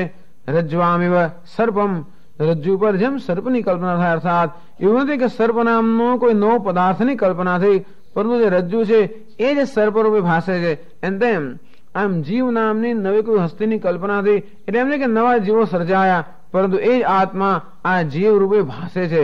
અંતેથી એ આત્મા સર્વપ્રથમ જીવ રૂપે ભાસે છે. એ જીવ રૂપે કેમ ભાસે છે? એક જીવ રૂપે ભાસવું એટલે શું? એટલે ઉપનિષદ કહે છે તત્સૃષ્ટવા તદેવાનું પ્રાવિશત. આ ઉપાધિનું સર્જન કરીને આ આત્માએ ઉપાધિમાં પ્રવેશ કર્યો. કે પ્રવેશ કરવા જેવું હોતું નથી કે આત્મા બહાર હોય અને ઉપાધિ રૂપ અંદર દેવદત્ત જેમ મકાનમાં પ્રવેશ કરે એમ આત્મા આ શરીરમાં પ્રવેશ કરે, એવું તો હોતું નથી. એ સર્વવ્યાપ્ત હોવાને કારણે આ શરીર આત્મામાં છે કે આત્મા શરીરમાં નથી. શરીર તો મર્યાદિત નથી. આપણે એમ કહીએ ઘડાનું સર્જન કરીને આકાશ એમાં પ્રવેશ કર્યો. અરે આકાશ ના હોય તો ઘડો સર્જાયા જ કેવી રીતે? અંતેથી ઘડો સર્જાયો પહેલા પણ આકાશ તો ત્યાં હતું જ, અને છતાંય પણ ઘડો સર્જાયો એટલે આપણા મનમાં એવો ખ્યાલ જન્મે કે આ ઘટાકાશ છે. અંતેથી આ ઘટાકાશ પેલા બીજા ઘડાના આકાશ કરતા જુદું હોય એ પ્રકારનો ભ્રમ આપણા મનમાં જન્મતો હોવાને કારણે એમ કહેવાય કે આ ઘડાનું સર્જન કરીને આકાશે જાણે કે ઘડામાં પ્રવેશ કર્યો, અર્થાત આકાશ જાણે કે ઘટાકાશ બની ગયું. ખરેખર નથી બની ગયું. અને છતાંય પણ ઘડાની દિવાલો સાથે આત્મભાવ કે તાદાત્મ્ય હોવાને કારણે કે ઘડાની દિવાલોને જ પોતાની મર્યાદા માની લેવાને કારણે જાણે કે આકાશ ઘટાકાશ ન બની ગયું હોય, બન્યા વગર બનવું. અંતે રીતે એવું નથી કે આત્મા જીવ બની ગયો કે મર્યાદિત બની ગયો, પરંતુ જાણે કે જીવ બની ગયો. આ રજ્જુ ખરેખર સર્પ બની નથી ગયું, નહીં તો રજ્જુ ત્યાં આગળ હાજર ન હોત, પણ રજ્જુ હાજર રહીને જયારે સર્પ બન્યું હોય એનો અર્થ એ થયો કે રજ્જુ જાણે કે સર્પ રૂપે ભાસે છે. અંતે રીતે આત્મા સર્વપ્રથમ આત્માએ જીવની કલ્પના કરી અર્થાત સર્વપ્રથમ આત્મા જીવ બની ગયો. એનો અર્થ એ થયો કે આત્મા પોતાનું આત્મત્વ ચાલુ રાખીને જીવ રૂપે ભાસે છે. રજ્જુ જેવી રીતે પોતાનું રજ્જુપણું કે દોરડાપણું જાળવી રાખીને સર્પ રૂપે ભાસે છે, એમની કે રજ્જુમાં પરિવર્તન આવીને સર્પ બની ગયો. અને તેમ આત્મા પણ પૂર્ણ રૂપે રહીને જ આ જીવ રૂપે ભાસે છે. આ જીવ કેવો છે? હેતુ ફલાત્મક જીવ હે. આ જીવ પોતે કેવો છે? હેતુ ફલાત્મક છે. આમ જીવ પણ બહુ કોમ્પ્લેક્સ એન્ટિટી છે. કોમ્પ્લેક્સ એટલે એકદમ ગૂંચવાયેલી એન્ટિટી છે, ગૂંચવાયેલી હસ્તી છે. ક્યારેક હેતુ અને ક્યારેક ફળ. એ કર્તૃત્વ અધ્યાસ અધિષ્ઠાની સન્ન હેતુ, ભોક્તૃત્વ અધ્યાસ અધિષ્ઠાની સન્ન ફલમ આત્મા એવ ઇત્યર્થ અધિષ્ઠાની. તો કર્તૃત્વના અધ્યાસનું અધિષ્ઠાન બને છે ત્યારે આત્મા કેવો બની જાય છે? હેતુ. હેતુ એટલે કારણ અને ફળ એટલે કાર્ય. હેતુ ફલાત્મક એટલે કાર્ય કારણાત્મક કે નિમિત્ત નૈમિત્તિકાત્મક. જો ફળ ક્યારે જન્મે? જ્યારે કર્મ કરવામાં આવે ત્યારે. કોઈ પરિણામ ક્યારે ઉત્પન્ન થાય? જ્યારે કર્મ કરવામાં આવે ત્યારે કર્મનું ફળ જન્મે. અને તેથી કર્મને શું કહેવાય? નિમિત્ત કહેવાય. ફળને શું કહેવાય? નૈમિત્તિક કહેવાય. કર્મ એ કારણ છે, ફળ શું છે? કાર્ય છે. અને તેથી એ કારણ જે કર્મ છે એ કર્મની સાથે જયારે આત્મા તાદાત્મ્ય પામે ત્યારે આત્મા કેવો બની જાય? કર્તા બની જાય. અહમ કરોમી. આમ આ પ્રકારનું અભિમાન જયારે આત્મામાં ઉત્પન્ન થાય કે અહમ કરોમી, હું કર્મ કરી રહ્યો છું, ત્યારે આત્મા કેવો બની ગયો? જાણે કે કર્તા બની ગયો. કર્મ ની સત્તા, આત્માની સત્તા જે પારમાર્થિક હોત તો પ્રશ્ન ઉપસ્થિત થાય કે આત્મા કેમ કરતા બની ગયો? પણ કર્મની સત્તા કેવી છે? વ્યાવહારિક કે મિથ્યા સત્તા છે. આત્માની સત્તા કેવી છે? પારમાર્થિક સત્તા હોવાને કારણે આત્મા પારમાર્થિક રીતે કરતા નથી બની ગયો. પરંતુ જેવી રીતે રજ્જુ સર્પ રૂપે ભાસે છે તેમ આત્મા કર્તા રૂપે ભાસે. એટલે આપણે કહીએ કે આ કર્તૃત્વનો અધિષ્ઠાન રૂપ જીવ એની ભાસવાની સતત જુદી જુદી ભાષે છે. એમાં જીવ પણ સતત પરિવર્તનશીલ છે. અર્થાત આ જીવની કલ્પના પણ સતત બદલાય.